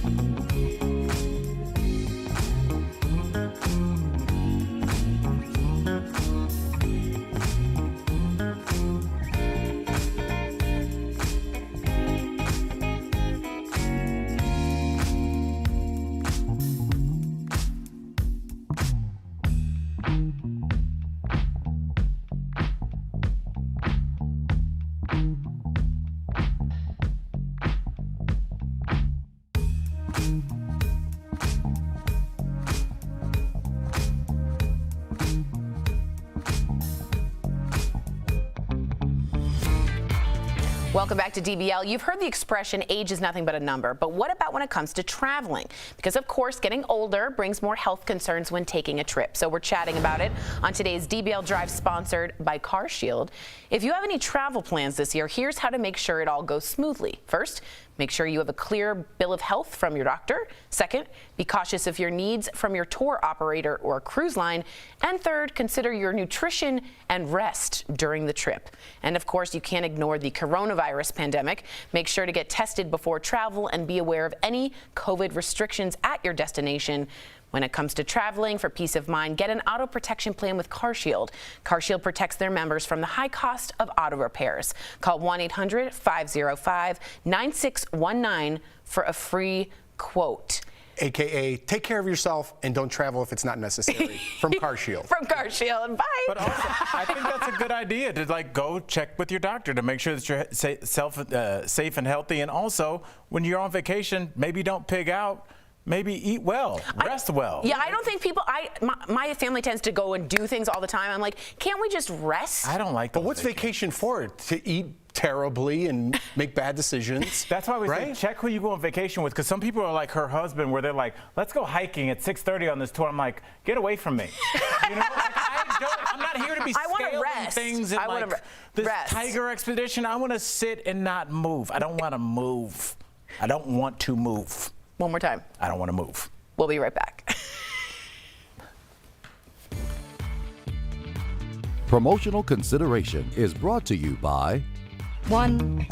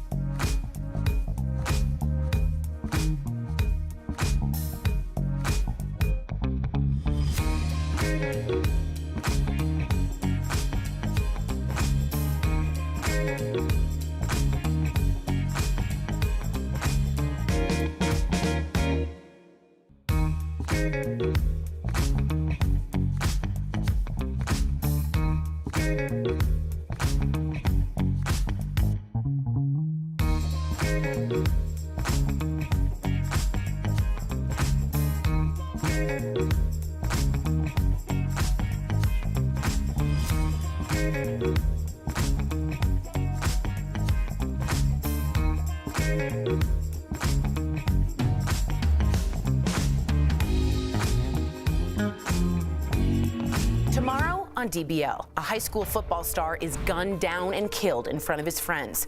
That was my baby. That was my 17-year-old. That was my only son. But why is the killer being set free after serving just a few years? That's tomorrow in True Crime Chronicles, only on DBL. Welcome back to DBL. We love sharing your comments. This is about favorites. First of all, I got to tell Erica, Becky wrote from Facebook, please have Roosevelt on the show. I want to meet him. I think he'd be good, Erica. People secretly gravitate towards people like Roosevelt. Yeah.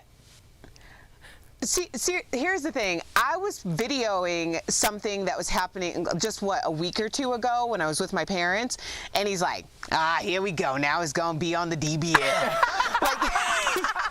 Roosevelt? Oh my God, he's that's fun so to look at too, Erica. He's the best. He's so good looking. He walked in here, I was like, that's a good looking He walked in and it was like Denzel had walked in. There was like an energy to him. Sorry, I'm getting a little weird now. Okay. Take it easy. It's Erica's dad. Okay, sorry. Robin lay off my daddy, okay?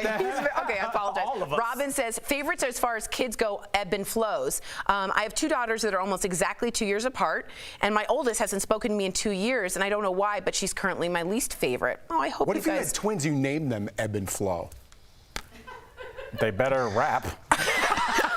They were just totally uncoordinated. Wait, that's hilarious. It was just two Tories. It's like the car sale guy.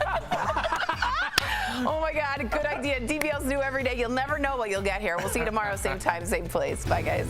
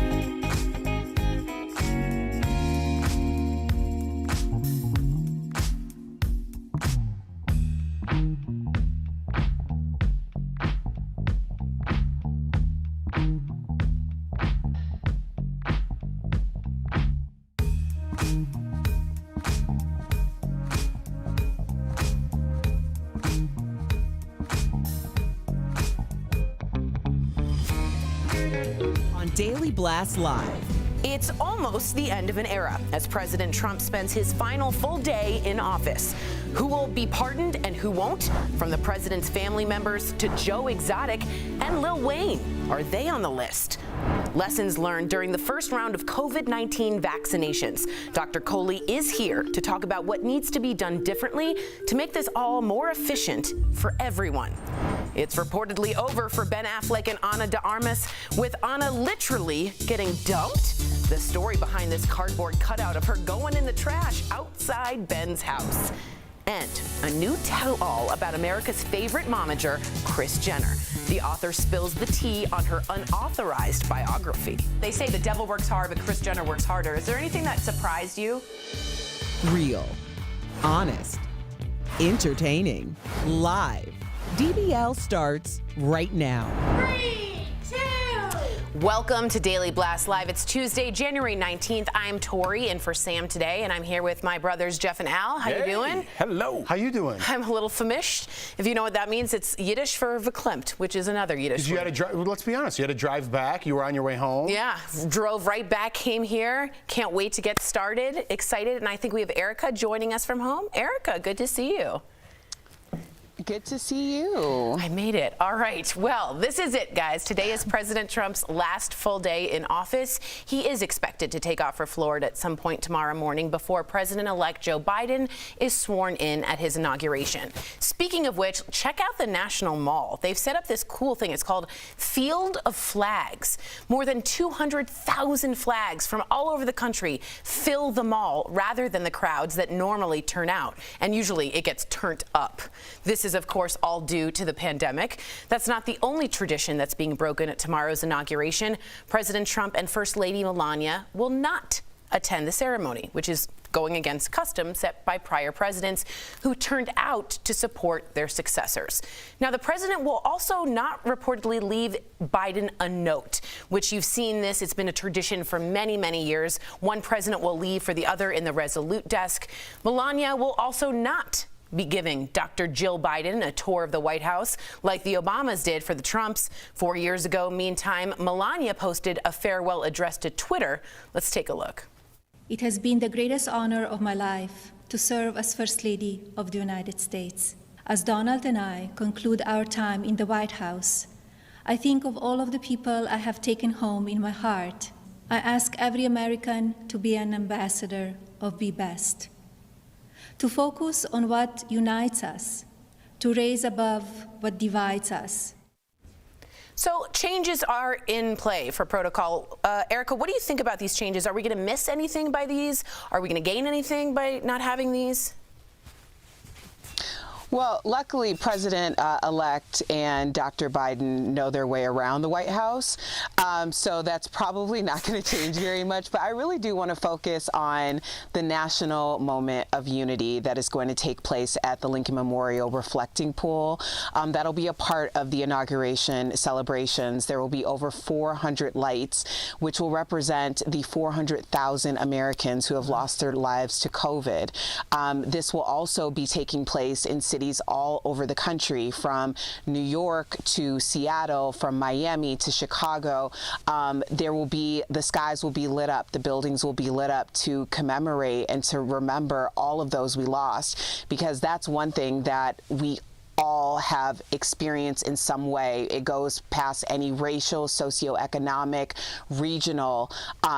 We've all been hit pretty close to this COVID-19 pandemic. That is beautiful. Jeff, real quick, also Garth Brooks.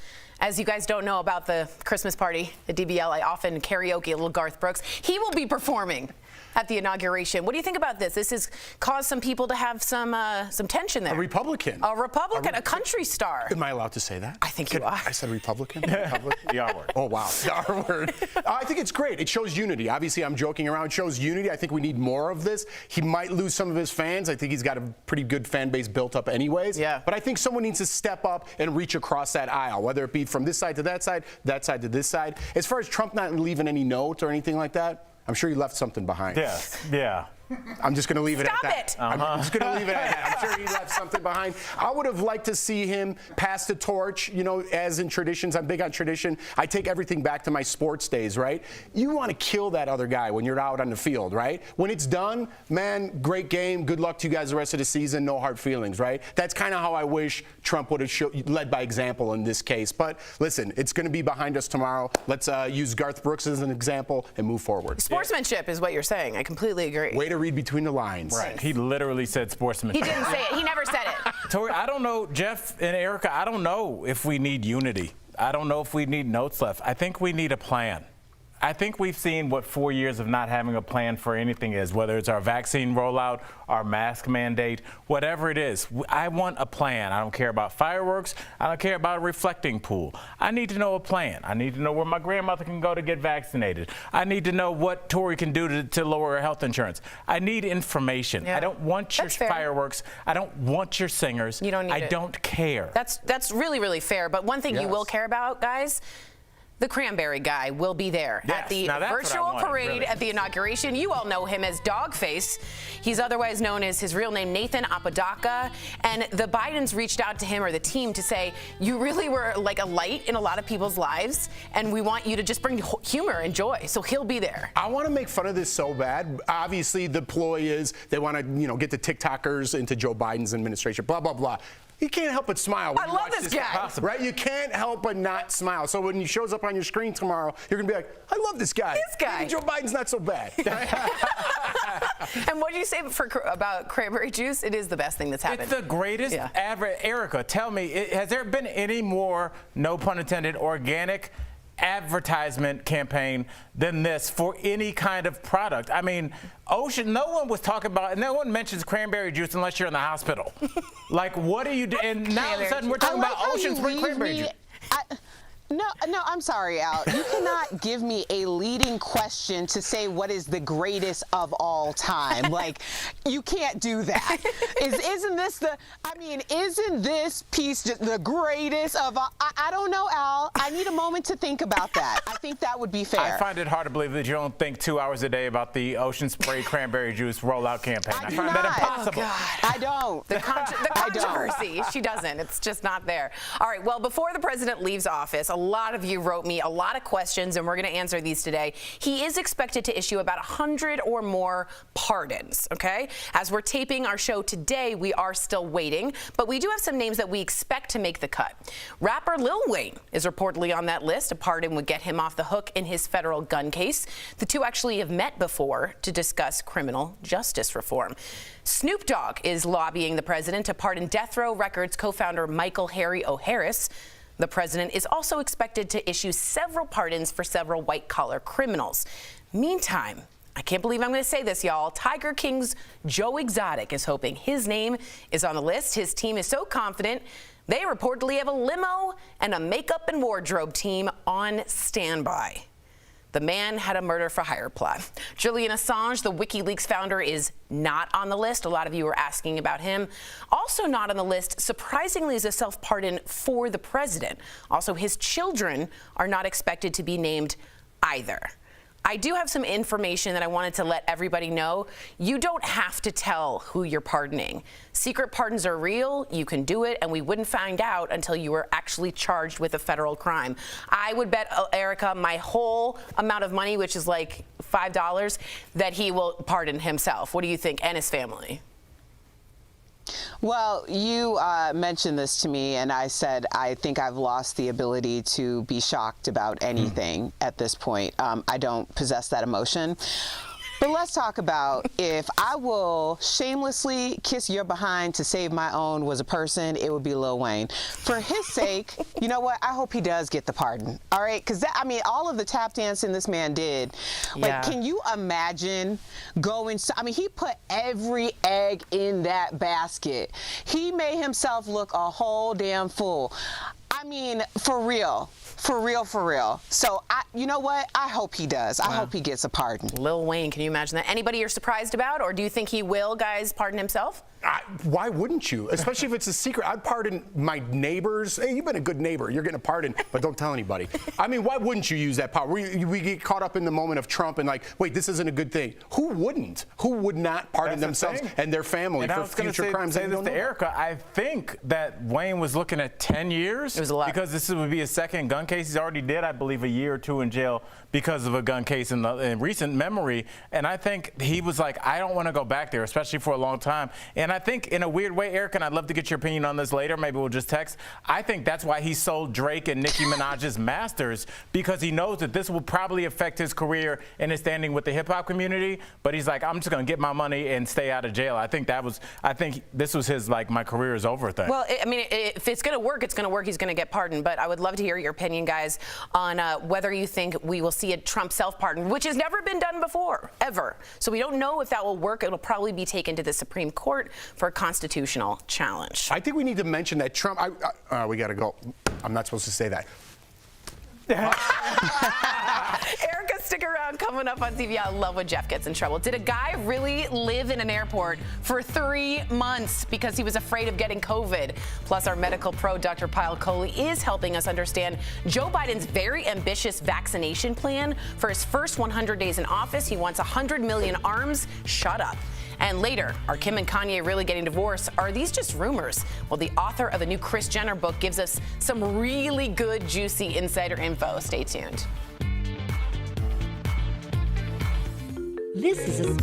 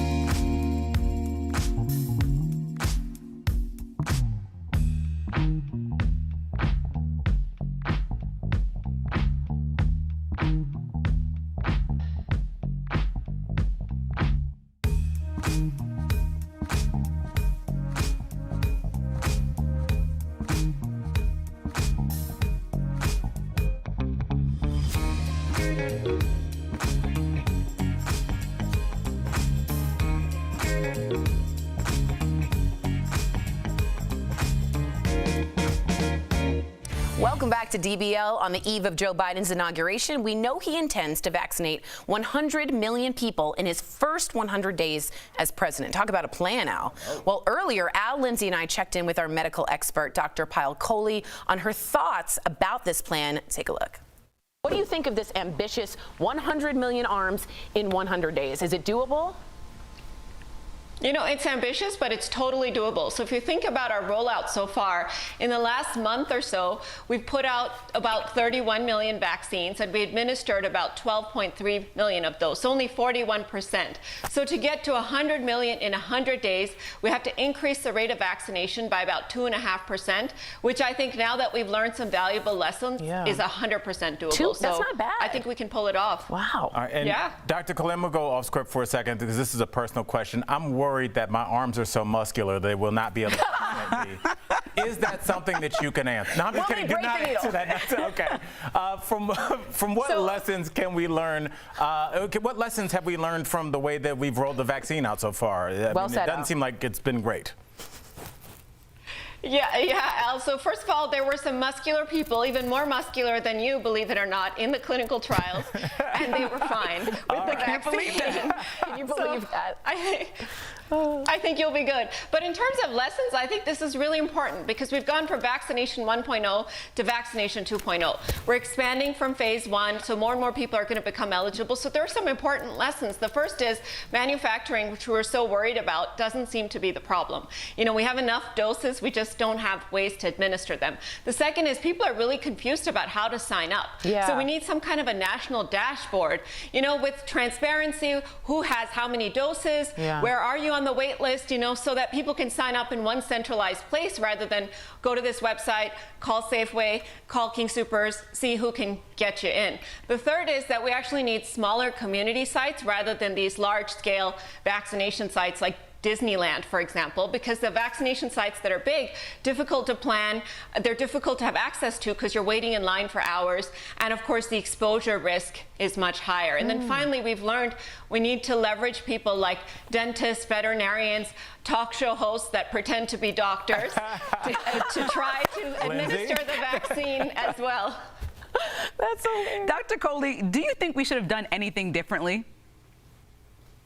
You know, Lindsay, that's a difficult question, but my answer is, you know, I do think we should have, and we should have kept it simple. We made it too complicated. We did the phase rollout, you know, we did a different priority groups. Every state has a different phase. Every state gets to decide how they're allocating, and I think it's just created a lot of confusion. So I think if we had a national plan, everybody stuck with it, and we rolled it out in a more homogeneous or uniform fashion, things would have been better. But I'm curious, what do you guys think from your perspective as the community members? Well, I was just going to say the virus rages on 24/7, and we seem to be vaccinating 9 to 5. And I think there's a discrepancy there that needs to be made. I was expecting more like drive-through vaccines, like shots, like a national database. So everyone's confused on who gets it, why, different states. So I'd like it all to be centralized. Real quick, I wanted to let people know you had your second shot and had a headache, and some people were asking about that. Could you just give us a quick rundown of what happened and what to expect? Yeah, so I had my second shot Friday morning at 8 a.m. and by about 6 p.m. I was lying on the couch, temperature to 101.5, all my joints hurt, I had the world's worst headache, and the symptoms actually lasted well into Sunday. So they lasted, you know, almost 36 hours. But then by Sunday, and of course, you know, Monday, I was 100% back to normal. So it felt like I got a really bad case of the flu for a day. This was my second dose, so the symptoms were more pronounced. But I really took solace in the fact that it was really meaning that my body's mounting that immune response. Fantastic. I love it. Thank you so much for that info. So don't be frightened, guys. Thank you so much, Doc. We'll be right back.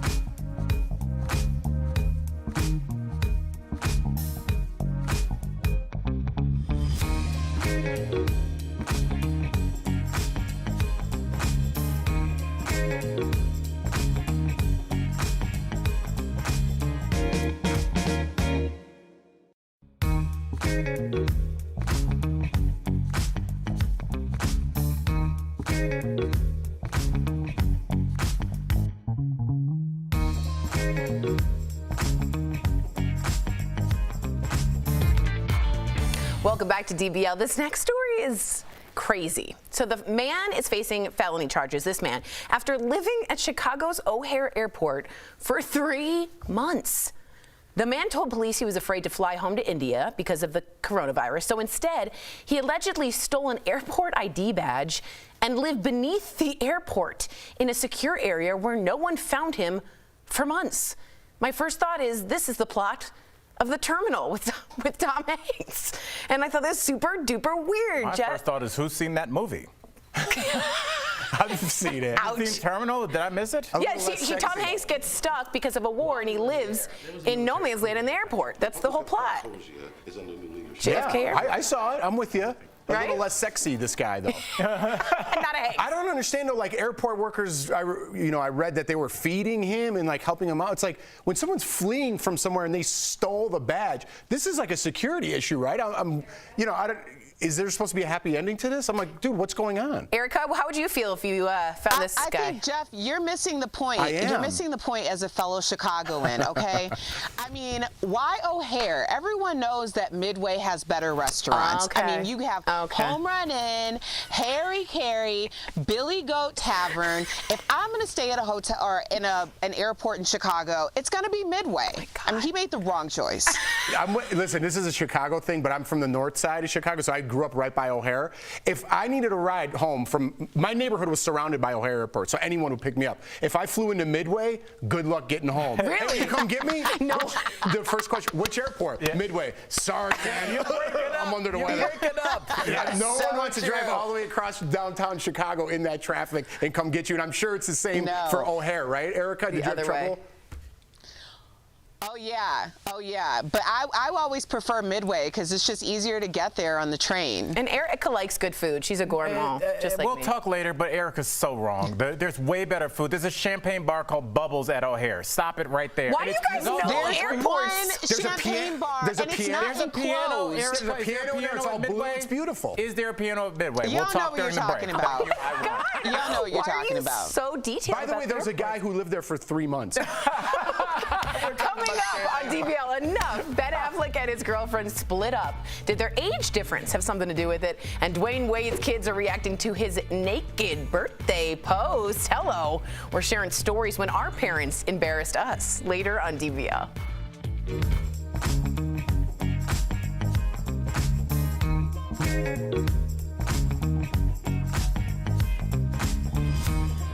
It ends this pandemic, and as the COVID vaccines roll out, some wonder if these drugs may soon be required in some settings. So let's verify. Can companies mandate that employees get a COVID vaccine? And what about public schools or states? Our sources, the Equal Employment Opportunity Commission, and 4 medical law experts. Now, we need to think of this in 2 phases. First, what's allowed under emergency use authorization, which the FDA has now approved. And then the rules for licensed vaccines, which these won't be for months. Under emergency use, the current status, our experts don't agree on whether or not mandates are allowed. I'm going to say no. Dr. Arthur Kaplan says right now these are basically experimental drugs and no mandate would hold up in court. But Professor Dory Rice says the FDA doesn't specify that companies can't have consequences for employees who refuse a vaccine. That's an area where the law is unclear. The EEOC agrees, telling me employers can mandate these unlicensed vaccines as long as they comply with federal laws. So for now, this is a gray area. As for fully licensed vaccines, which the FDA could make these later this year, there are established precedents. For 99% of the U.S. population, if they want to, they can mandate it. The EEOC has issued guidance that employers can require COVID vaccines and can make employees show proof they got one. The 2 exceptions: people with medical issues or religious objections. The guidance says if those exempt people can't be safely accommodated, the employer can keep them out of the workplace, but they can't automatically fire them because other rights might apply. In other words, it's complicated and case by case. Even states can mandate vaccines. So we can verify, yes, once they're licensed, businesses, schools, and states can mandate COVID vaccines. Whether or not they will, even the experts don't know. Do you foresee legal fights related to mandates over the next year or two? I think there could be a lot of suits, but my guess would be that they're going to fizzle out pretty quickly, and that the biggest fights are going to be at the political level. With your Verify, I'm Gabe Cohen.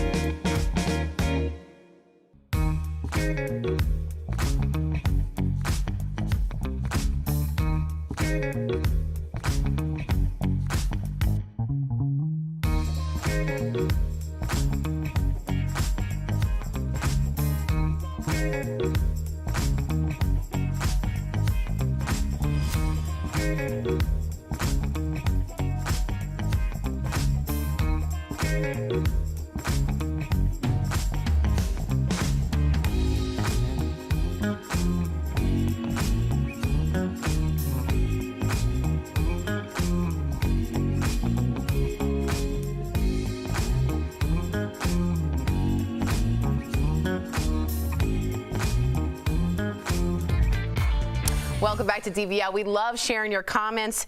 Nasita from Facebook says he's still my president, Trump. Robin says good riddance to bad rubbish. Patty says Trump and his wife are acting like children up until the final day they leave by not doing what former presidents and first ladies have done for the predecessors. Such a shame. And finally, Robin said, did I miss something about the guy in the airport? Was he a restaurant critic from India? Because we were all talking about restaurants. He wasn't. And you know what? Tomorrow is going to be a day in which we all can take a deep breath, move on, and we'll do it as one country. No dog face comments? We couldn't have gone out like that? Some kind of cranberry thing. All right, Wow. Remember to watch DBL on Facebook or YouTube. You can chat with other viewers, with the hosts also during the commercials, and we'll read your comments on TV. It's your chance to be part of DBL Nation. Now, if you're sticking around, here's what's coming up on DBL. This is one of my favorite interviews. The author of a new Kris Jenner book spills the tea on Kim and Kanye's rocky relationship. And didn't Ben Affleck and his girlfriend call it quits after 1 year of dating? Well, DBL is new every day, and we'll be right back.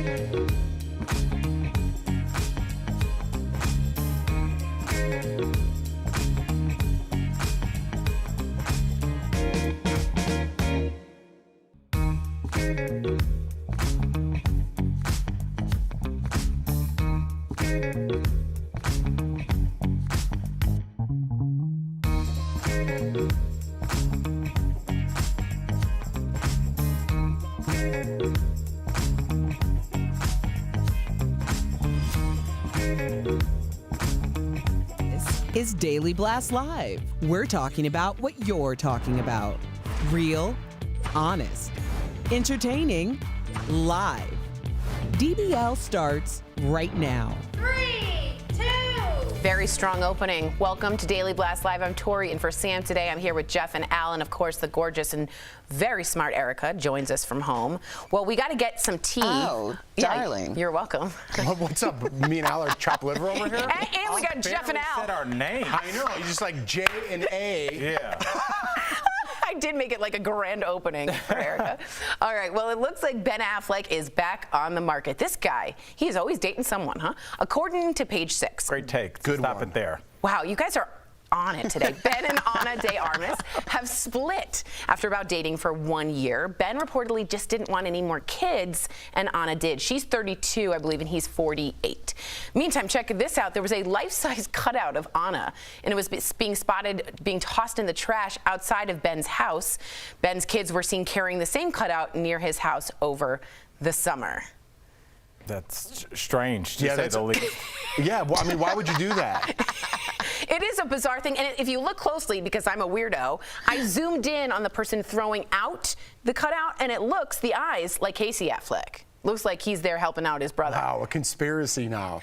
I swear, people think it. I don't think that any of us can really relate to this story, but I can tell you what we can relate to. I'm not putting it all on a man or all on a woman, because as a woman, you should know what you want and what you want to have as your future. But if you're a man and you're with a woman over 30, be really clear about what your intentions are in terms of starting a family, because that's not the time to be playing games, okay? This woman's 32 years old. If he told her or gave her any indication that he would be into creating a family with her, then shame on him. It's such a good point. On him. We got a biological clock, and it's ticking like this. My cousin Vinny. My cousin Vinny. It's honestly, and Erica, you're exactly right, but they had a difficult conversation. Now, I'm just hoping, I'm hoping that he did not lead her to think that, oh, he did want a family, and then kind of was like, oh, I decided I don't. But it's a very difficult conversation, especially because in the beginning of the relationship, Jeff, everything is roses. Yeah. Why do I want to have a difficult Maybe conversation? I want family, at this beautiful dinner. We're going to Hawaii. Who wants to talk about how we're going to raise our kids? But it's like, that's when you should do it. Before you invest, let's have how much money do you have? How much money do you plan on spending on recreation? All these conversations that are not sexy, not fun, need to be had before you're 7 years down the line, 2 kids in, before you're talking about, oh, I thought we were going to raise our kids Jewish. It's too late now. Yeah, I mean, you and Erica made great points. I think you got to have that conversation, but who's going to do that in the first couple months of dating, right? Man, I got this young girl. It's going really good. I know, do it, yeah, but it's like, now a year later comes, you're like, by the way, I don't want any kids. Yeah, you're like, it's what? You had fun, so you got to be honest with the person. Like you said, Erica, I totally agree. Maybe he's going to go console himself with some Dunkin'. He drinks a lot of Dunkin' Donuts. He doesn't. Coffee. He's Boston. Anywho, Ben Affleck's other ex, Gwyneth Paltrow, my fave, is getting roasted after her famous Goop candle reportedly exploded in a woman's home in the UK. Well, let's be clear. This is the special candle. Let's not gloss over that. It smells like one of her body parts. According to The Sun, the woman said the $75 candle, which smells, as I said, like a certain female body part, exploded into huge flames with, quote, bits flying everywhere. The woman posted this pic of the candle on Instagram afterwards. She said she managed to throw the flaming candle out the front door before it could do any damage. I have a lot to say. Erica, what do you think? No, you're not setting me It smells like you got ripped off. That's what it is. Anytime. But you know what? It works. And this is that thing of why you make things pricey and kind of silly and ridiculous. Remember we did that story a year ago, Jeff, about the tiny purses that were expensive? It's because there's something weird about human beings where the more expensive and ridiculous is, people are like, that's stupid. I want it. Could you not be more antagonistic and involved to have a candle cost $75 that smells like your inner woman? Well, Listen, first of all, she won it as a prize. Okay, I found out. okay. So she didn't buy it. But second, it's more than that now. I'm going to just take the other side on this one. I think if you have that candle at your house, it's very difficult to get, right? If you have that at your house, limited, you're like, is that one of Gwyneth Paltrow's? First of all, I want to smell it. That. Yeah. And it's a conversation piece, right? I never thought about that. You pay a lot for artwork and things like that. Like a coffee table book. A couple $100 for some artwork. If you have that and don't light it and you just have it on your dining room table and you have company come over, it's going to be a talking point. Well, don't light it because it might explode in your home. That's another talking point. That's another Let's move on before we go down a different road. That's exactly right. Good call, Jeff. Thank you. Well, Dwayne Wade posted a birthday photo on Instagram in his birthday suit. The pic shows Dwayne covered up by his wife, Gabrielle Union, with the caption, "Birthday behavior 39 is already looking up." But his kids were less than impressed with the exposure. His 18-year-old son, Zaire, commented, "Yeah, this isn't what I wanted to wake up to." His 13-year-old daughter, Zayas, wrote, "Ayo, chill. I just got on." Do that again. Ayo. Ayo. What'd I say? You said ayo. Like you're logging like a pirate or something? Netscape. Now, not even a pirate. That was nobody. Ayo. I just logged on. Ayo. Like that. Yeah, but they're not from the Bronx in 1976. Even his 2-year-old chimed in saying, "Thought I had more time before his midlife crisis." 2-year-old? What the heck is that? He's a philosopher? Have you guys ever had your parents embarrass you in a terrible way? Anyone want to start? Does anyone want to begin? Feel like Erica or Jeff always have stuff. Did Roosevelt ever do anything, Erica, your dad, to embarrass you? That's my favorite. What hasn't Roosevelt done to embarrass me? Okay, my dad gives no bleeps about anybody's opinion about anything. I got to the point where I would just stop having him be present for things because I didn't know what he was gonna say. She just didn't bite him. Is like the king. He is the king. He literally does not care. He will say what is on his mind, and all these other parents, especially growing up, would be like, "Oh," and I'd be like, "Well, so and so's parents." He's like, "I don't care what so and so parents have to say. If so and so jumped off a cliff, you gonna jump your behind off the cliff with them?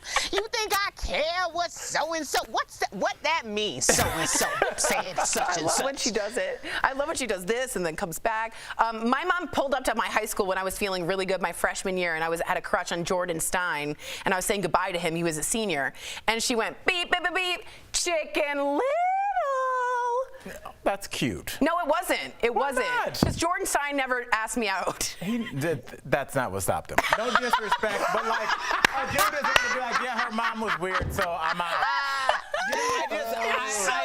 Tori, I'm not hating. I'm just saying, No, I hear you. I was humiliated. But getting back to the story, Jeff, I love it. I love that this couple, D. Wade and Gabrielle, have sexual energy, and their kids need to see that. I think it's weirder for your kids to grow up and never see you and Jordan hold hands, even though I know you don't like that, but never see you guys just come up, give her a kiss on the back of the head and say, "Hey, what you making for dinner?" Whatever, but just to show affection, because they're basing their future relationships on what they see from y'all. I agree with you. And if they don't see that, they're like, "Oh, it's normal for my partner to walk in the house after work and go straight and turn the TV on without acknowledging my presence." I think touching is important.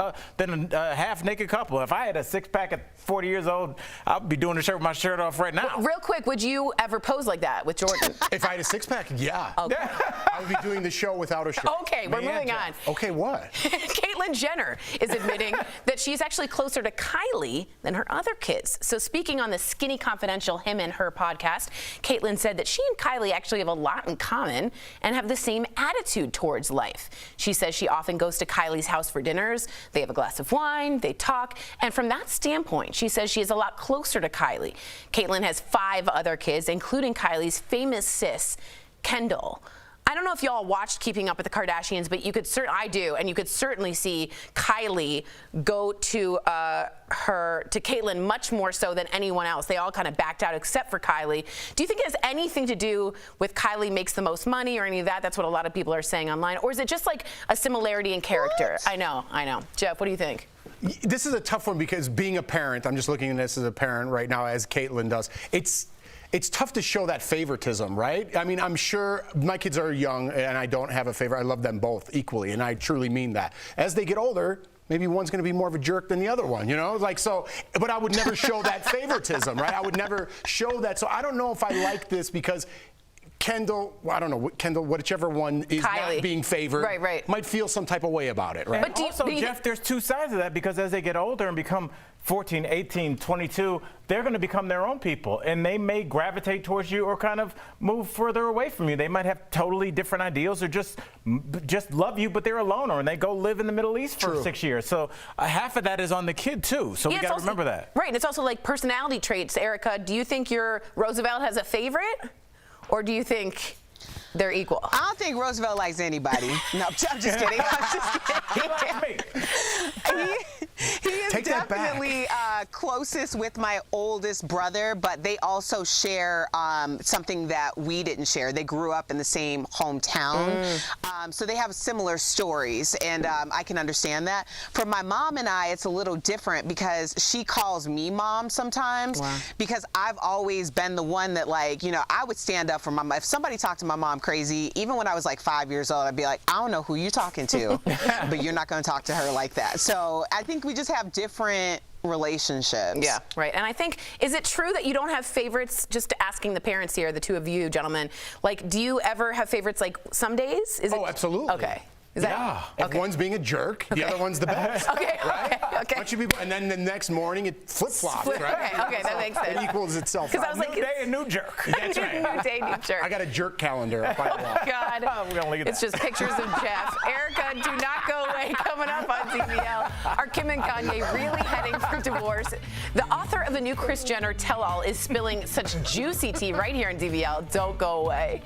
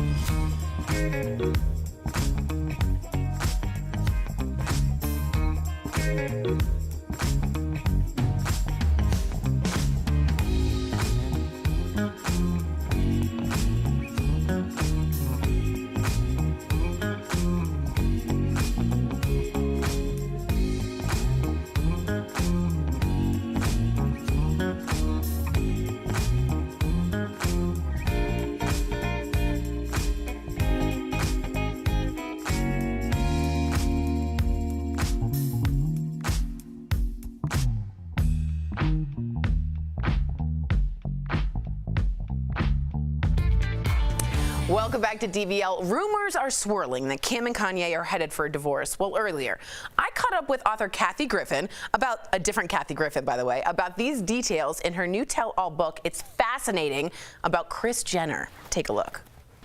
Welcome to DBL, Kathy. Now you are part of the DBL Nation, which makes me so happy. You keep up with us, but you also keep up with the Kardashians. And your new book is about Kris Jenner, who I'm fascinated by, really honestly fascinated by. You see her who went from a housewife to a mogul. What made you want to write Dirty, Sexy Money, the unauthorized biography of Kris Jenner? One of the major reasons I did this book is when I researched Kris, I realized that her business acumen had been marginalized by her crazy antics. You know, she plays a character on Keeping Up with the Kardashians, and she plays a character in her TV interviews. But the real Kris Jenner, of course, there's a part of Kris Jenner in all of that, you know, like a fine actress brings herself to any role. The thing is that Kris has networked and worked hard since she was 17 years old, 15 years old, working in a donut store. Both sides of her family are entrepreneurial. And she has really paid attention to her children and what they thrived at and what their passions were and where they were best suited in business. That family is worth over $2 billion. She has taken basically 3 college dropouts, Kim, Courtney, and Khloe, and turned them into multimillionaires. And how did she do it? You don't get 7 billionaires or millionaires by accident. I mean, people know, they say the devil works hard, but Kris Jenner works harder. Is there anything that surprised you? Kris was fond of Kanye, and he did help the brand a lot because, you know, something most people don't know about Kris is that ever since she was a teenager, that she wanted to open a store called Kris's Closet with a KK, Kris's Closet. And then the girls all had clothing stores before Keeping Up with the Kardashians, and they floated that around as a show idea, but nobody was interested. But she loves fashion, as do all the girls, as does the Sun Ra.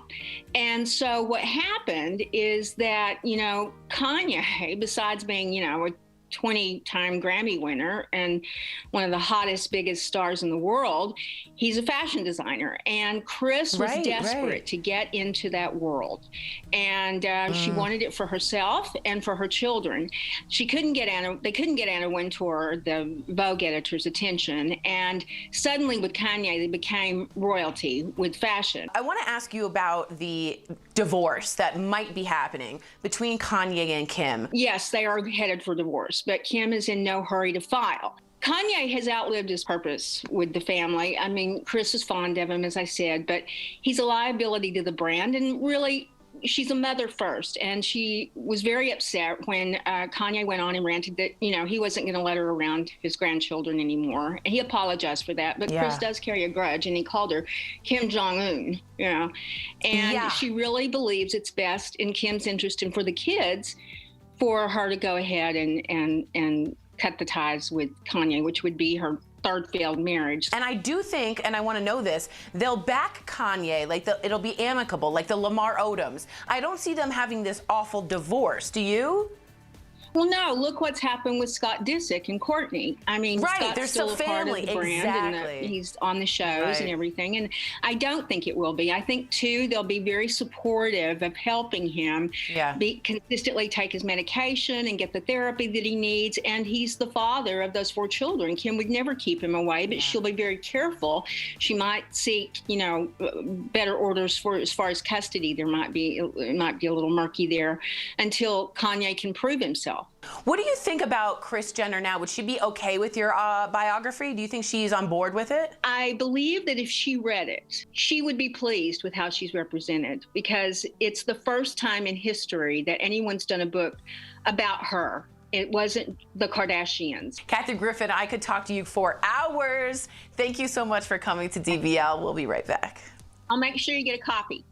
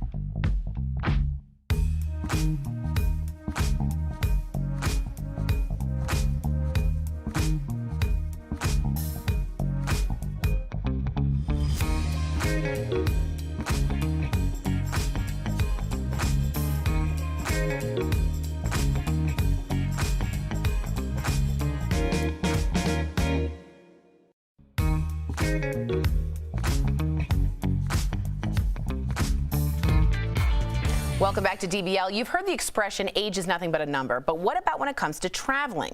Because of course, getting older brings more health concerns when taking a trip. So we're chatting about it on today's DBL Drive, sponsored by CarShield.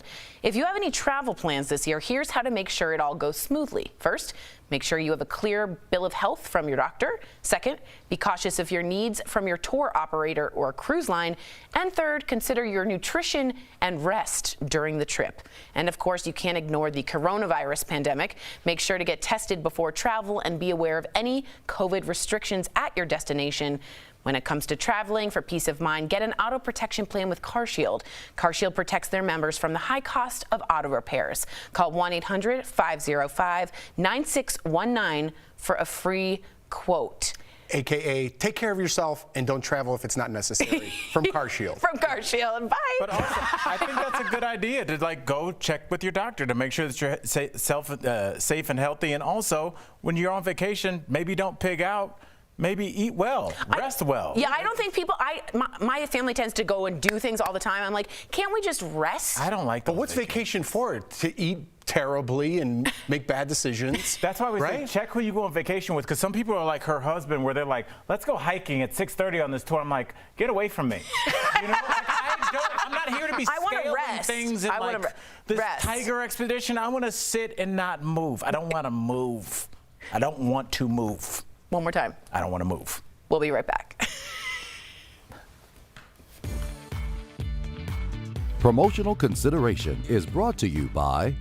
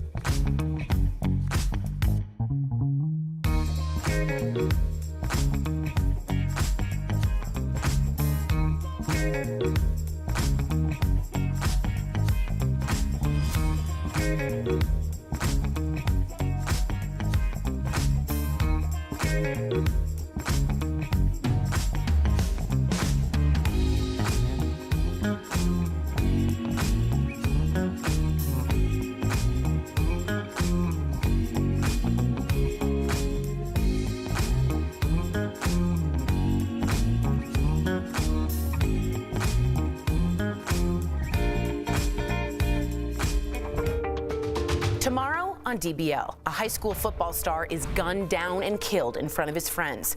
That was my baby. That's my 17-year-old. That was my only son. But why is the killer being set free after serving just a few years? That's tomorrow in True Crime Chronicles, only on DBL.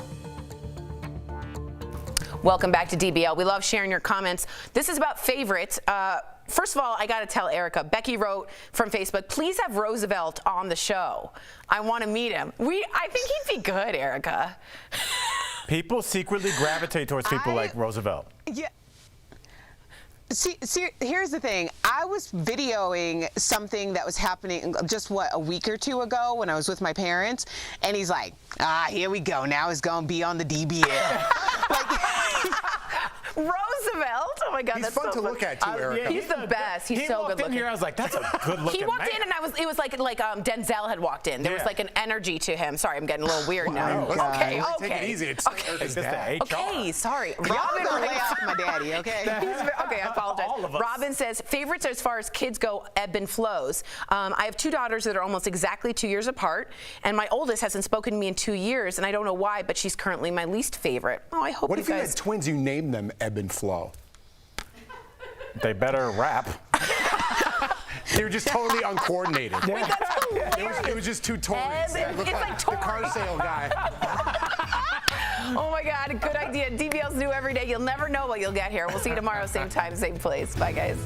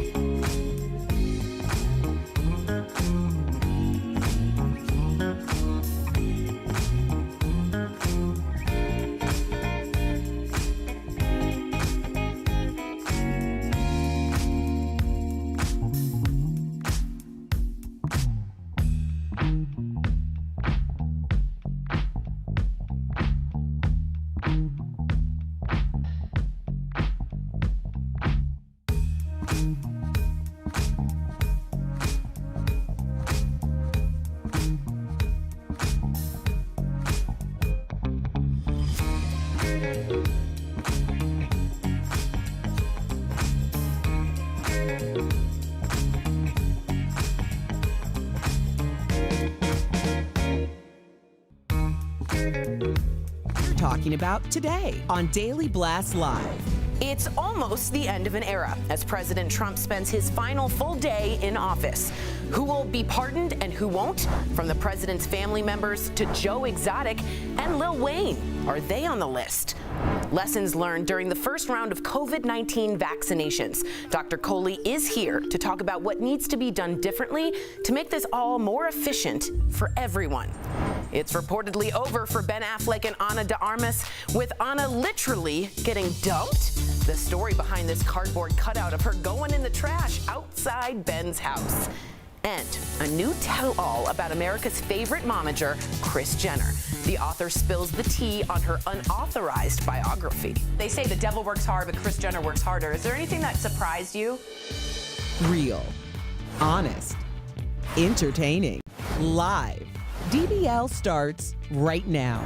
3, 2. Welcome to Daily Blast Live. It's Tuesday, January 19th. I'm Tori in for Sam today, and I'm here with my brothers Jeff and Al. How you doing? Hello. How you doing? I'm a little famished. If you know what that means, it's Yiddish for verklempt, which is another Yiddish You word. had to drive. Let's be honest. You had to drive back. You were on your way home. Yeah, drove right back, came here. Can't wait to get started. Excited, and I think we have Erica joining us from home. Erica, good to see you.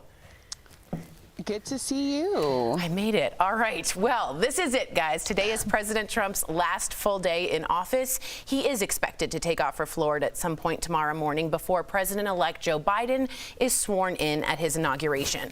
Speaking of which, check out the National Mall. They've set up this cool thing. It's called Field of Flags. More than 200,000 flags from all over the country fill the mall rather than the crowds that normally turn out. And usually it gets turned up. This is, of course, all due to the pandemic. That's not the only tradition that's being broken at tomorrow's inauguration. President Trump and First Lady Melania will not attend the ceremony, which is going against custom set by prior presidents who turned out to support their successors. Now, the president will also not reportedly leave Biden a note, which you've seen this. It's been a tradition for many, many years. One president will leave for the other in the Resolute desk. Melania will also not be giving Dr. Jill Biden a tour of the White House like the Obamas did for the Trumps 4 years ago. Meantime, Melania posted a farewell address to Twitter. Let's take a look. It has been the greatest honor of my life to serve as First Lady of the United States. As Donald and I conclude our time in the White House, I think of all of the people I have taken home in my heart. I ask every American to be an ambassador of Be Best, to focus on what unites us, to raise above what divides us. So changes are in play for protocol. Erica, what do you think about these changes? Are we going to miss anything by these? Are we going to gain anything by not having these? Well, luckily, President-elect and Dr. Biden know their way around the White House, so that's probably not going to change very much. But I really do want to focus on the national moment of unity that is going to take place at the Lincoln Memorial Reflecting Pool. That'll be a part of the inauguration celebrations. There will be over 400 lights, which will represent the 400,000 Americans who have lost their lives to COVID. This will also be taking place in cities all over the country, from New York to Seattle, from Miami to Chicago.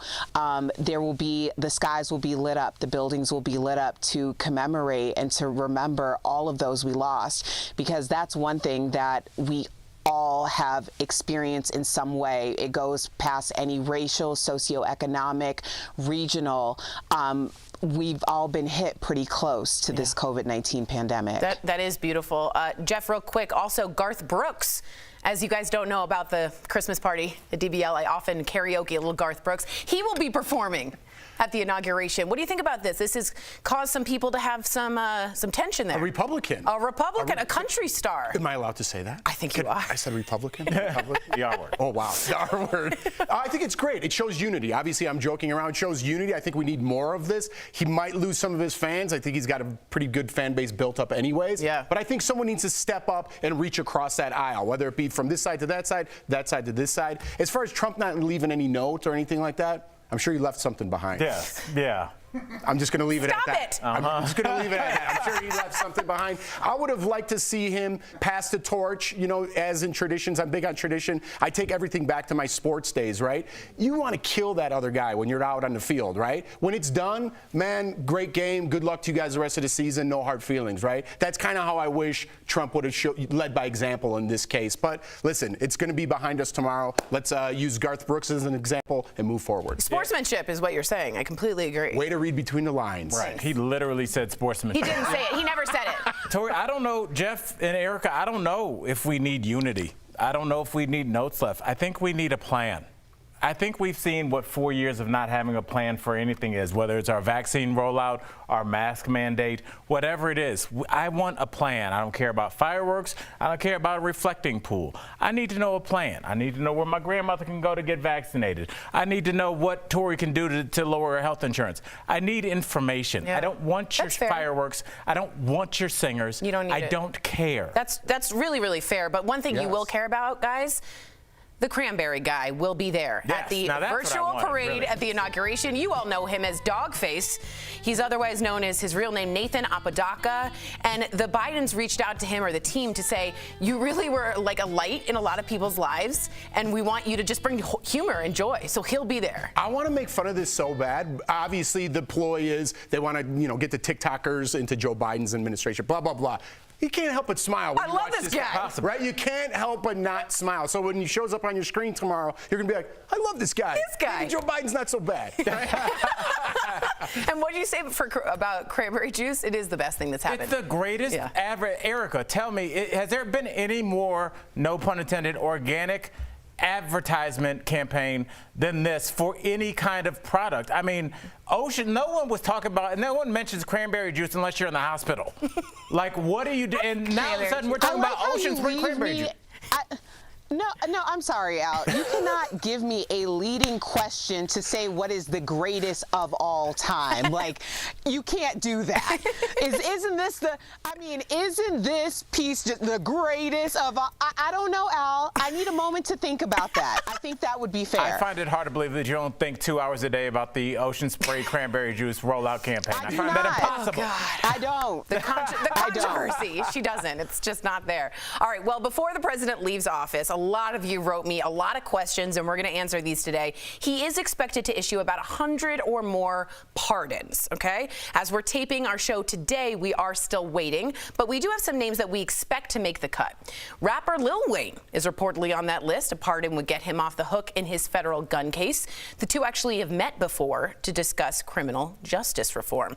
Snoop Dogg is lobbying the president to pardon Death Row Records co-founder Michael Harry O'Harris. The president is also expected to issue several pardons for several white-collar criminals.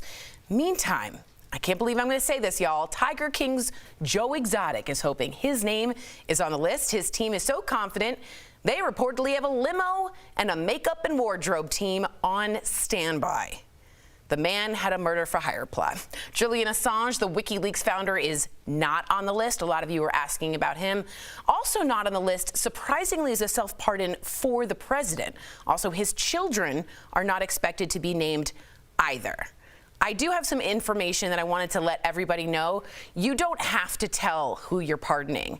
Secret pardons are real. You can do it, and we wouldn't find out until you were actually charged with a federal crime. I would bet, Erica, my whole amount of money, which is like $5, that he will pardon himself. What do you think? And his family. Well, you mentioned this to me, and I said I think I've lost the ability to be shocked about anything at this point. I don't possess that emotion. But let's talk about if I will shamelessly kiss your behind to save my own was a person, it would be Lil Wayne. For his sake, you know what? I hope he does get the pardon. All right? Because, all of the tap dancing this man did. Like, can you imagine going? He put every egg in that basket. He made himself look a whole damn fool. For real. For real. So, you know what? I hope he does. I hope he gets a pardon. Lil Wayne, can you imagine that? Anybody you're surprised about, or do you think he will, guys, pardon himself? Why wouldn't you? Especially if it's a secret. I'd pardon my neighbors. Hey, you've been a good neighbor. You're getting a pardon, but don't tell anybody. Why wouldn't you use that power? We get caught up in the moment of Trump and like, wait, this isn't a good thing. Who wouldn't? Who would not pardon themselves and their family for future crimes? Say this to Erica. I think that Wayne was looking at 10 years. It was a lot. Because this would be his second gun case. He's already did, I believe, a year or two in jail because of a gun case in recent memory. And I think he was like, I don't want to go back there, especially for a long time. And I think in a weird way, Eric, and I'd love to get your opinion on this later, maybe we'll just text, I think that's why he sold Drake and Nicki Minaj's masters, because he knows that this will probably affect his career and his standing with the hip hop community. But he's like, I'm just going to get my money and stay out of jail. I think this was his, like, my career is over thing. Well, I mean, if it's going to work, it's going to work. He's going to get pardoned. But I would love to hear your opinion, guys, on whether you think we will see a Trump self-pardon, which has never been done before, ever. So we don't know if that will work. It'll probably be taken to the Supreme Court for a constitutional challenge. I think we need to mention that Trump, we got to go. I'm not supposed to say that. Erica, stick around. Coming up on TV, I love when Jeff gets in trouble. Did a guy really live in an airport for 3 months because he was afraid of getting COVID? Plus, our medical pro, Dr. Paul Coley, is helping us understand Joe Biden's very ambitious vaccination plan. For his first 100 days in office, he wants 100 million arms. Shut up. And later, are Kim and Kanye really getting divorced? Are these just rumors? Well, the author of a new Kris Jenner book gives us some really good, juicy insider info. Stay tuned.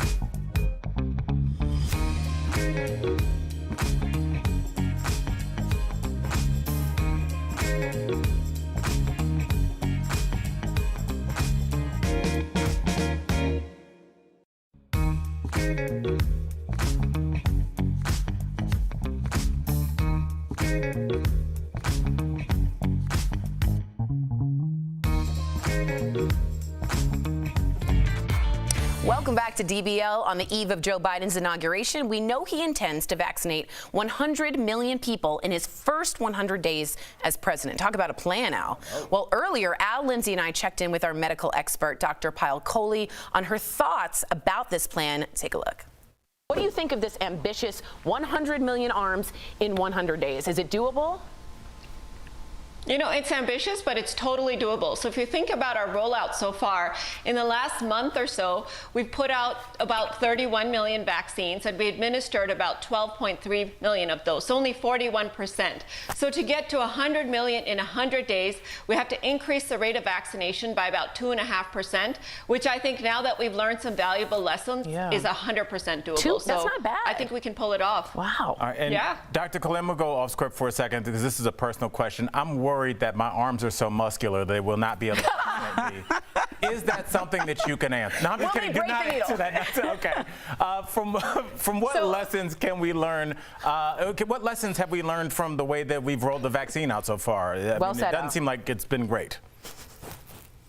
Yeah, Al. So first of all, there were some muscular people, even more muscular than you, believe it or not, in the clinical trials, and they were fine with the vaccine. Can you believe that? I think you'll be good. But in terms of lessons, I think this is really important because we've gone from vaccination 1.0 to vaccination 2.0. We're expanding from phase 1, so more and more people are going to become eligible. So there are some important lessons. The first is manufacturing, which we were so worried about, doesn't seem to be the problem. You know, we have enough doses, we just don't have ways to administer them. The second is people are really confused about how to sign up. Yeah. So we need some kind of a national dashboard, you know, with transparency, who has how many doses, where are you on the wait list, you know, so that people can sign up in one centralized place rather than go to this website, call Safeway, call King Soopers, see who can get you in. The third is that we actually need smaller community sites rather than these large-scale vaccination sites like Disneyland, for example, because the vaccination sites that are big, difficult to plan, they're difficult to have access to because you're waiting in line for hours, and of course the exposure risk is much higher. And then finally, we've learned we need to leverage people like dentists, veterinarians, talk show hosts that pretend to be doctors to try to administer the vaccine as well. That's so Dr. Coley, do you think we should have done anything differently? You know, Lindsay, that's a difficult question, but my answer is, you know, I do think we should have, and we should have kept it simple. We made it too complicated. We did the phase rollout, you know, we did a different priority groups. Every state has a different phase. Every state gets to decide how they're allocating, and I think it's just created a lot of confusion. So I think if we had a national plan, everybody stuck with it, and we rolled it out in a more homogeneous or uniform fashion, things would have been better. But I'm curious, what do you guys think from your perspective as the community members? Well, I was just going to say the virus rages on 24/7, and we seem to be vaccinating 9 to 5. And I think there's a discrepancy there that needs to be made. I was expecting more like drive-through vaccines, like shots, like a national database. So everyone's confused on who gets it, why, different states. So I'd like it all to be centralized. Real quick, I wanted to let people know you had your second shot and had a headache, and some people were asking about that. Could you just give us a quick rundown of what happened and what to expect? Yeah, so I had my second shot Friday morning at 8 a.m. and by about 6 p.m. I was lying on the couch, temperature to 101.5, all my joints hurt, I had the world's worst headache, and the symptoms actually lasted well into Sunday. So they lasted, you know, almost 36 hours. But then by Sunday and of course, you know, Monday, I was 100% back to normal. So it felt like I got a really bad case of the flu for a day. This was my second dose, so the symptoms were more pronounced. But I really took solace in the fact that it was really meaning that my body's mounting that immune response. Fantastic. I love it. Thank you so much for that info. So don't be frightened, guys. Thank you so much, Doc. We'll be right back.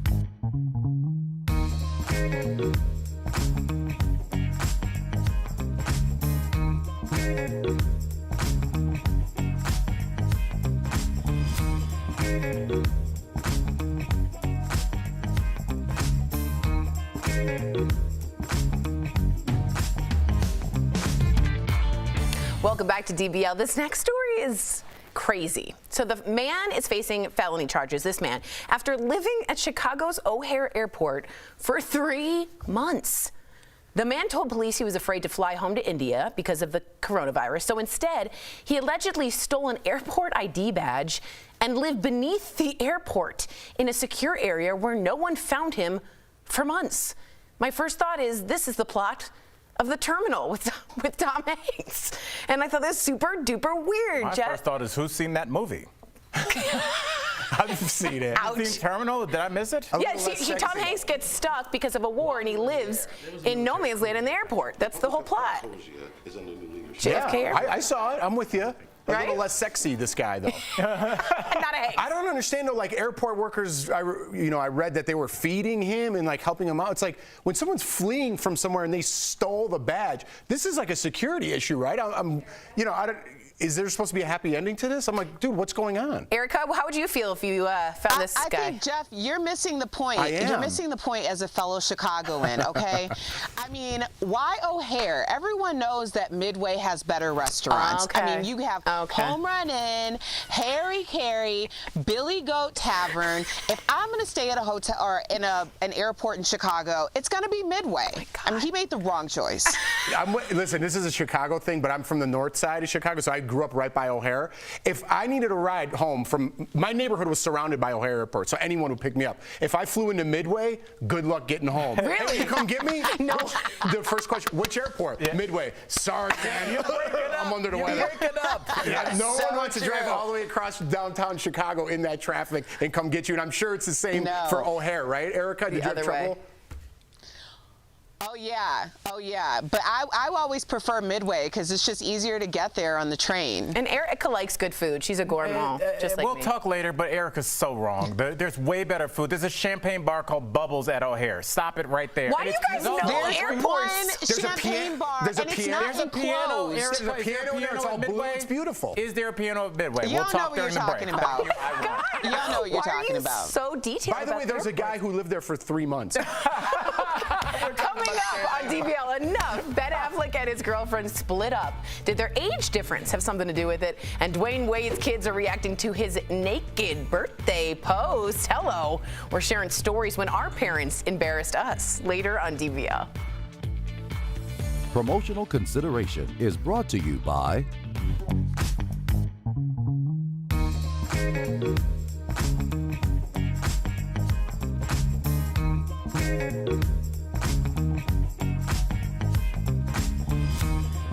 It ends this pandemic, and as the COVID vaccines roll out, some wonder if these drugs may soon be required in some settings. So let's verify.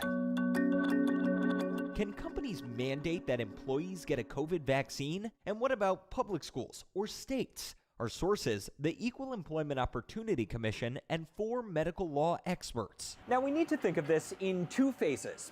First, what's allowed under emergency use authorization, which the FDA has now approved. And then the rules for licensed vaccines, which these won't be for months. Under emergency use, the current status, our experts don't agree on whether or not mandates are allowed. I'm going to say no. Dr. Arthur Kaplan says right now these are basically experimental drugs and no mandate would hold up in court. But Professor Dory Rice says the FDA doesn't specify that companies can't have consequences for employees who refuse a vaccine. That's an area where the law is unclear. The EEOC agrees, telling me employers can mandate these unlicensed vaccines as long as they comply with federal laws. So for now, this is a gray area.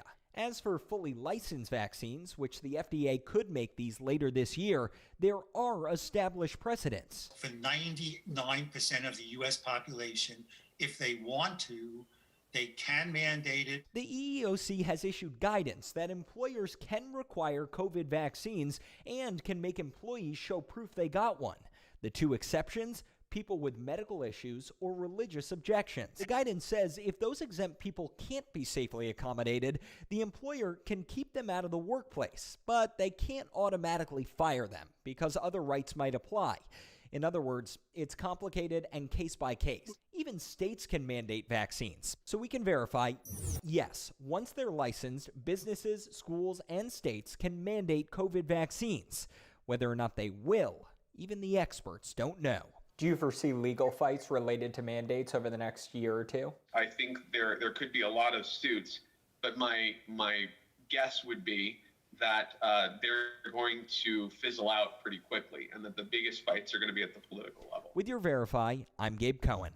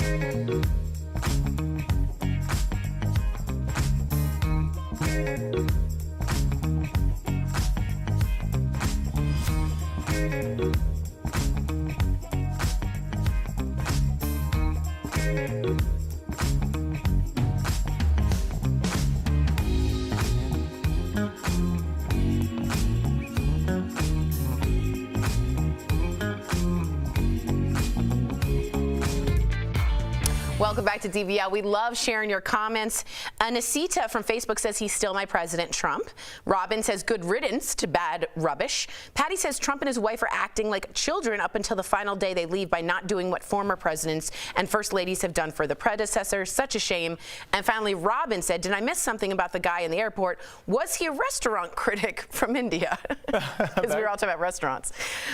He wasn't. And you know what? Tomorrow is going to be a day in which we all can take a deep breath, move on, and we'll do it as one country. No dog face comments? We couldn't have gone out like that? Some kind of cranberry thing. All right, Wow. Remember to watch DBL on Facebook or YouTube. You can chat with other viewers, with the hosts also during the commercials, and we'll read your comments on TV. It's your chance to be part of DBL Nation. Now, if you're sticking around, here's what's coming up on DBL. This is one of my favorite interviews. The author of a new Kris Jenner book spills the tea on Kim and Kanye's rocky relationship. And didn't Ben Affleck and his girlfriend call it quits after 1 year of dating? Well, DBL is new every day, and we'll be right back.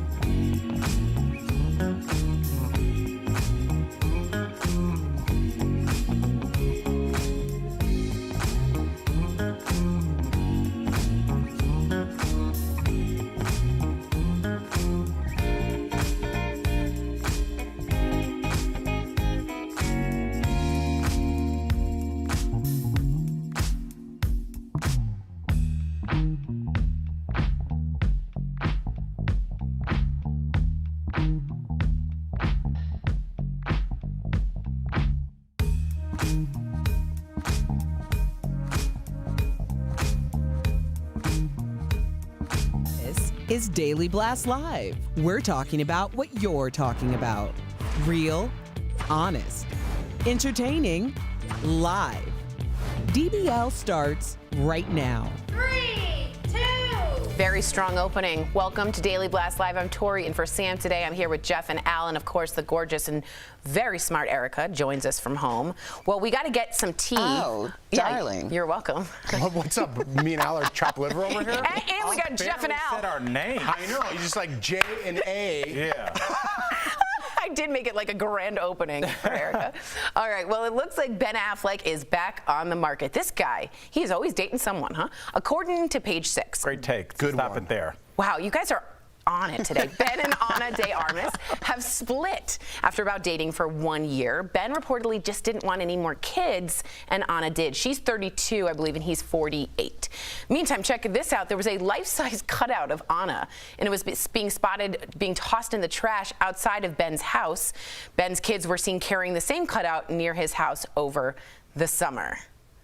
That's strange, to say the least. Yeah, well, I mean, why would you do that? It is a bizarre thing, and if you look closely, because I'm a weirdo, I zoomed in on the person throwing out the cutout, and it looks, the eyes, like Casey Affleck. Looks like he's there helping out his brother. Wow, a conspiracy now. I swear, people think Yeah, it. I don't think that any of us can really relate to this story, but I can tell you what we can relate to.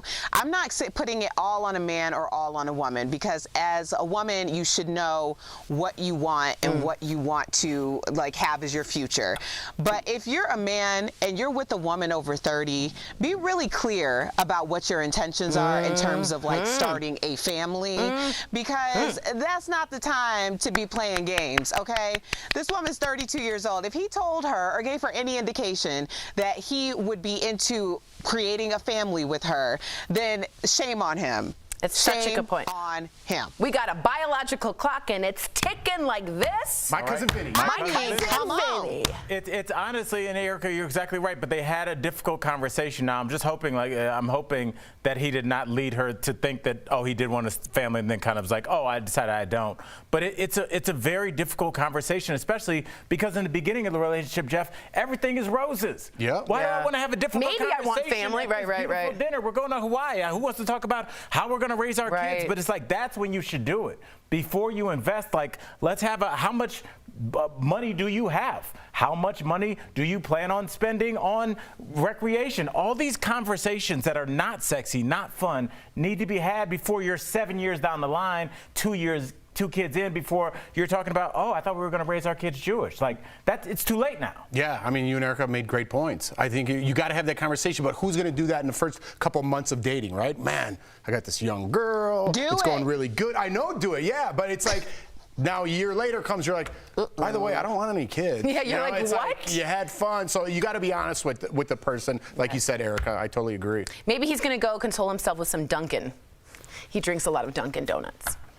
He doesn't. Coffee. He's Boston. Anywho, Ben Affleck's other ex, Gwyneth Paltrow, my fave, is getting roasted after her famous Goop candle reportedly exploded in a woman's home in the UK. Well, let's be clear. This is the special candle. Let's not gloss over that. It smells like one of her body parts. According to The Sun, the woman said the $75 candle, which smells, as I said, like a certain female body part, exploded into huge flames with, quote, bits flying everywhere. The woman posted this pic of the candle on Instagram afterwards. She said she managed to throw the flaming candle out the front door before it could do any damage. I have a lot to say. Erica, what do you think? No, you're not setting me up to say something I'm going to get kicked off the air for. Tori, you know what that candle smells like? It smells like you got ripped off. That's what it is. Anytime. But you know what? It works. And this is that thing of why you make things pricey and kind of silly and ridiculous. Remember we did that story a year ago, Jeff, about the tiny purses that were expensive? It's because there's something weird about human beings where the more expensive and ridiculous is, people are like, that's stupid. I want it. Could you not be more antagonistic and involved to have a candle cost $75 that smells like your inner woman? Well, listen, first of all, she won it as a prize. Okay, So she didn't buy it. But second, it's more than that now. I'm going to just take the other side on this one. I think if you have that candle at your house, it's very difficult to get, right? If you have that at your house, limited, you're like, is that one of Gwyneth Paltrow's? First of all, I want to smell about that. Yeah. And it's a conversation piece, right? I never thought about that. You pay a lot for artwork and things like that. Like a coffee table book. A couple $100s for some artwork. If you have that and don't light it and you just have it on your dining room table and you have company come over, it's going to be a talking point. Well, don't light it because it might explode in your home. That's another talking point. That's another Let's talking move on before we go down a different road. That's exactly right. Good call, Jeff. Thank you.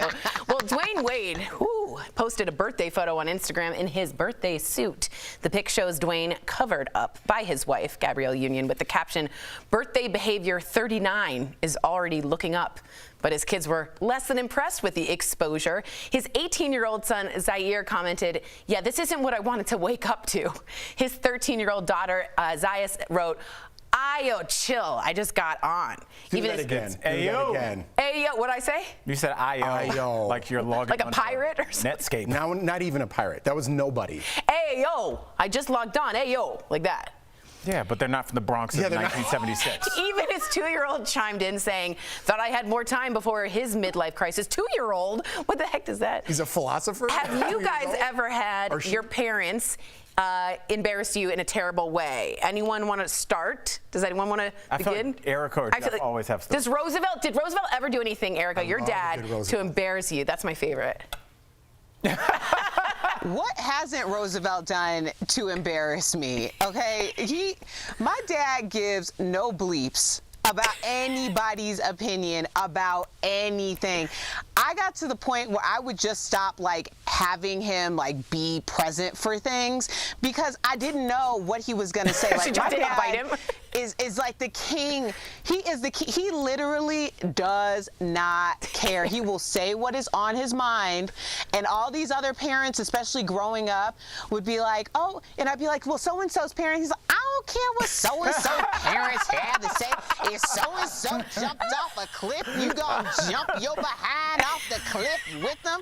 You think I care what so-and-so? What that means? So-and-so said such and such." I love when she does it. I love when she does this and then comes back. My mom pulled up to my high school when I was feeling really good my freshman year, and I had a crush on Jordan Stein, and I was saying goodbye to him. He was a senior, and she went, "Beep, beep, beep, beep, Chicken Little." That's cute. No, it wasn't. It wasn't. Because Jordan Stein never asked me out. That's not what stopped him. No disrespect, but a dude is gonna be like, "Yeah, her mom was weird, so I'm out." Tori, I'm not hating. I'm just saying, No, I hear you. I was humiliated. But getting back to the story, Jeff, I love it. I love that this couple, D. Wade and Gabrielle, have sexual energy, and their kids need to see that. I think it's weirder for your kids to grow up and never see you and Jordan hold hands, even though I know you don't like that, but never see you guys just come up, give her a kiss on the back of the head and say, "Hey, what you making for dinner?" Whatever, but just to show affection, because they're basing their future relationships on what they see from y'all. I agree with you. And if they don't see that, they're like, "Oh, it's normal for my partner to walk in the house after work and go straight and turn the TV on without acknowledging my presence." I think touching is important.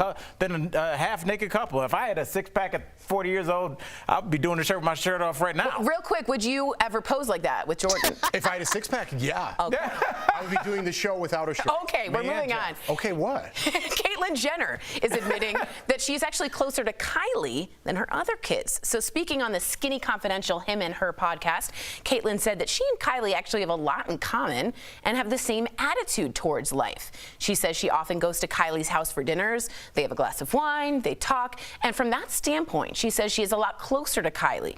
Caitlyn has 5 other kids, including Kylie's famous sis, Kendall.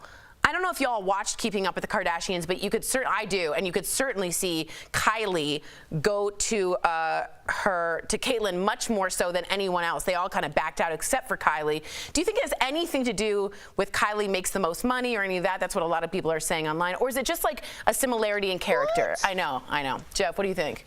This is a tough one because being a parent, I'm just looking at this as a parent right now, as Caitlyn does. It's tough to show that favoritism, right? I mean, I'm sure my kids are young and I don't have a favorite. I love them both equally, and I truly mean that. As they get older, maybe one's going to be more of a jerk than the other one, but I would never show that favoritism, right? I would never show that. So I don't know if I like this because Kendall, well, I don't know, Kendall, whichever one is Kylie. not being favored, might feel some type of way about it, right? But also, Jeff, there's two sides of that, because as they get older and become 14, 18, 22, they're going to become their own people, and they may gravitate towards you or kind of move further away from you. They might have totally different ideals, or just love you, but they're a loner, and they go live in the Middle East for 6 years. So half of that is on the kid, too. So we got to remember that. Right, and it's also like personality traits. Erica, do you think your Roosevelt has a favorite? Or do you think they're equal? I don't think Roosevelt likes anybody. No, I'm just kidding. I'm just kidding. He is definitely closest with my oldest brother, but they also share something that we didn't share. They grew up in the same hometown, so they have similar stories, and I can understand that. For my mom and I, it's a little different, because she calls me mom sometimes, because I've always been the one that, like, you know, I would stand up for my mom. If somebody talked to my mom crazy, even when I was like 5 years old, I'd be like, I don't know who you're talking to, but you're not going to talk to her like that. So I think we just have different relationships. Yeah, right. And I think, is it true that you don't have favorites? Just asking the parents here, the two of you gentlemen, like, do you ever have favorites like some days? Is it absolutely. Okay. Is yeah. If one's being a jerk, the other one's the best. Okay. And then the next morning it flip-flops, right? Okay, that makes sense. It equals itself out. I was like, new day, a new jerk. That's right. New day, new jerk. I got a jerk calendar. God. We're gonna leave It's just pictures of Jeff. Erica, do not go away. Coming up on DBL, are Kim and Kanye really heading for divorce? The author of the new Kris Jenner tell-all is spilling such juicy tea right here in DBL. Don't go away.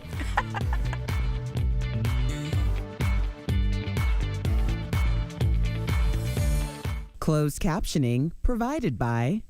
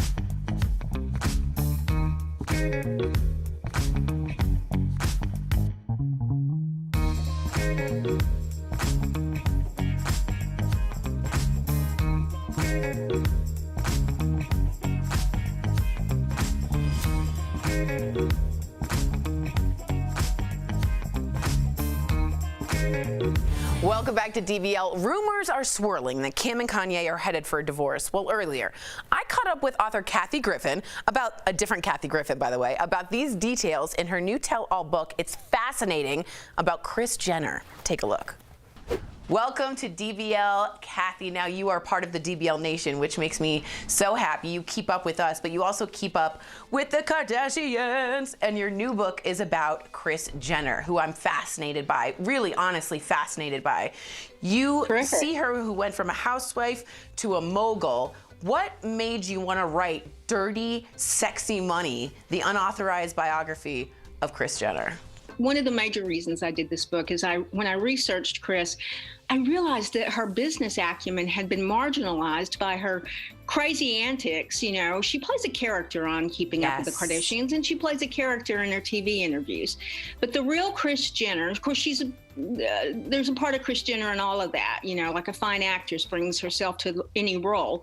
The thing is that Kris has networked and worked hard since she was 17 years old, 15 years old, working in a donut store. Both sides of her family are entrepreneurial. And she really has paid attention to her children and what they thrived at and what their passions were and where they were best suited in business. That family is worth over $2 billion. She has taken basically 3 college dropouts, Kim, Courtney, and Khloe, and turned them into multimillionaires. And how did she do it? You don't get 7 billionaires or millionaires by accident. I mean, people know, they say the devil works hard, but Kris Jenner works harder. Is there anything that surprised you? Kris was fond of Kanye, and he did help the brand a lot because, you know, something most people don't know about Kris is that ever since she was a teenager, that she wanted to open a store called Kris's Closet with a KK, Kris's Closet. And then the girls all had clothing stores before Keeping Up with the Kardashians, and they floated that around as a show idea, but nobody was interested. But she loves fashion, as do all the girls, as does the Sun Ra. And so what happened is that, you know, Kanye, besides being, you know, a 20-time Grammy winner and one of the hottest, biggest stars in the world, he's a fashion designer. And Kris was desperate to get into that world. And she wanted it for herself and for her children. They couldn't get Anna Wintour, the Vogue editor's attention. And suddenly with Kanye, they became royalty with fashion. I want to ask you about the divorce that might be happening between Kanye and Kim. Yes, they are headed for divorce, but Kim is in no hurry to file. Kanye has outlived his purpose with the family. I mean, Kris is fond of him, as I said, but he's a liability to the brand, and really, she's a mother first, and she was very upset when Kanye went on and ranted that, you know, he wasn't going to let her around his grandchildren anymore. And he apologized for that, but Kris does carry a grudge, and he called her Kim Jong-un, you know. And she really believes it's best in Kim's interest and for the kids for her to go ahead and cut the ties with Kanye, which would be her third failed marriage. And I do think, and I want to know this, they'll back Kanye, like it'll be amicable, like the Lamar Odoms. I don't see them having this awful divorce. Do you? Well, no, look what's happened with Scott Disick and Courtney. I mean, Scott's they're still a part of the brand, and he's on the shows and everything. And I don't think it will be. I think, too, they'll be very supportive of helping him consistently take his medication and get the therapy that he needs. And he's the father of those 4 children. Kim would never keep him away, but she'll be very careful. She might seek, you know, better orders for as far as custody. It might be a little murky there until Kanye can prove himself. What do you think about Kris Jenner now? Would she be okay with your biography? Do you think she's on board with it? I believe that if she read it, she would be pleased with how she's represented, because it's the first time in history that anyone's done a book about her. It wasn't the Kardashians. Kathy Griffin, I could talk to you for hours. Thank you so much for coming to DBL. We'll be right back. I'll make sure you get a copy.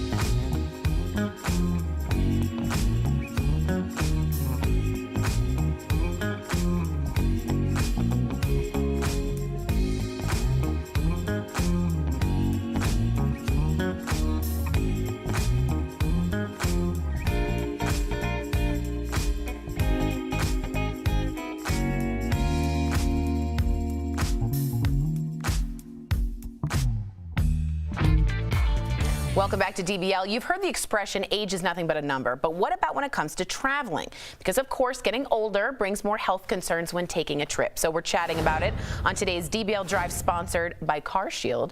If you have any travel plans this year, here's how to make sure it all goes smoothly. First, make sure you have a clear bill of health from your doctor. Second, be cautious of your needs from your tour operator or cruise line. And third, consider your nutrition and rest during the trip. And of course, you can't ignore the coronavirus pandemic. Make sure to get tested before travel and be aware of any COVID restrictions at your destination. When it comes to traveling, for peace of mind, get an auto protection plan with CarShield. CarShield protects their members from the high cost of auto repairs. Call 1-800-505-9619 for a free quote. AKA, take care of yourself and don't travel if it's not necessary. From CarShield. From CarShield. Bye. But also, I think that's a good idea to go check with your doctor to make sure that you're safe and healthy. And also, when you're on vacation, maybe don't pig out. Maybe eat well, rest well. Yeah, I don't think people, my family tends to go and do things all the time. I'm like, can't we just rest? I don't like that. But what's vacation for? To eat terribly and make bad decisions? That's why we say check who you go on vacation with, because some people are like her husband, where they're like, let's go hiking at 6:30 on this tour. I'm like, get away from me. You know, I'm not here to be scaling things and this tiger expedition. I want to sit and not move. I don't want to move. I don't want to move. One more time. I don't want to move. We'll be right back. Promotional consideration is brought to you by One car Companies can't have consequences for employees who refuse a vaccine. That's an area where the law is unclear. The EEOC agrees, telling me employers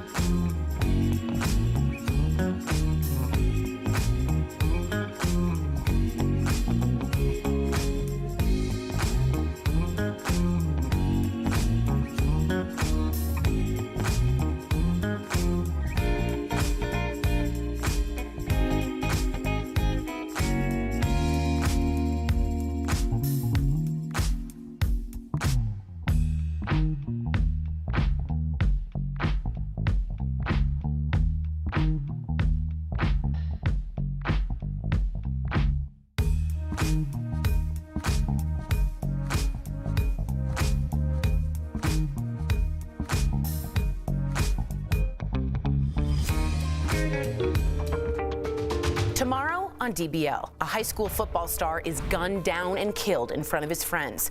That was my baby. That was my 17-year-old. That was my only son. But why is the killer being set free after serving just a few years? That's tomorrow in True Crime Chronicles, only on DBL. Welcome back to DBL. We love sharing your comments. This is about favorites. First of all, I got to tell Erica, Becky wrote from Facebook, please have Roosevelt on the show. I want to meet him. I think he'd be good, Erica. People secretly gravitate towards people like Roosevelt. Yeah.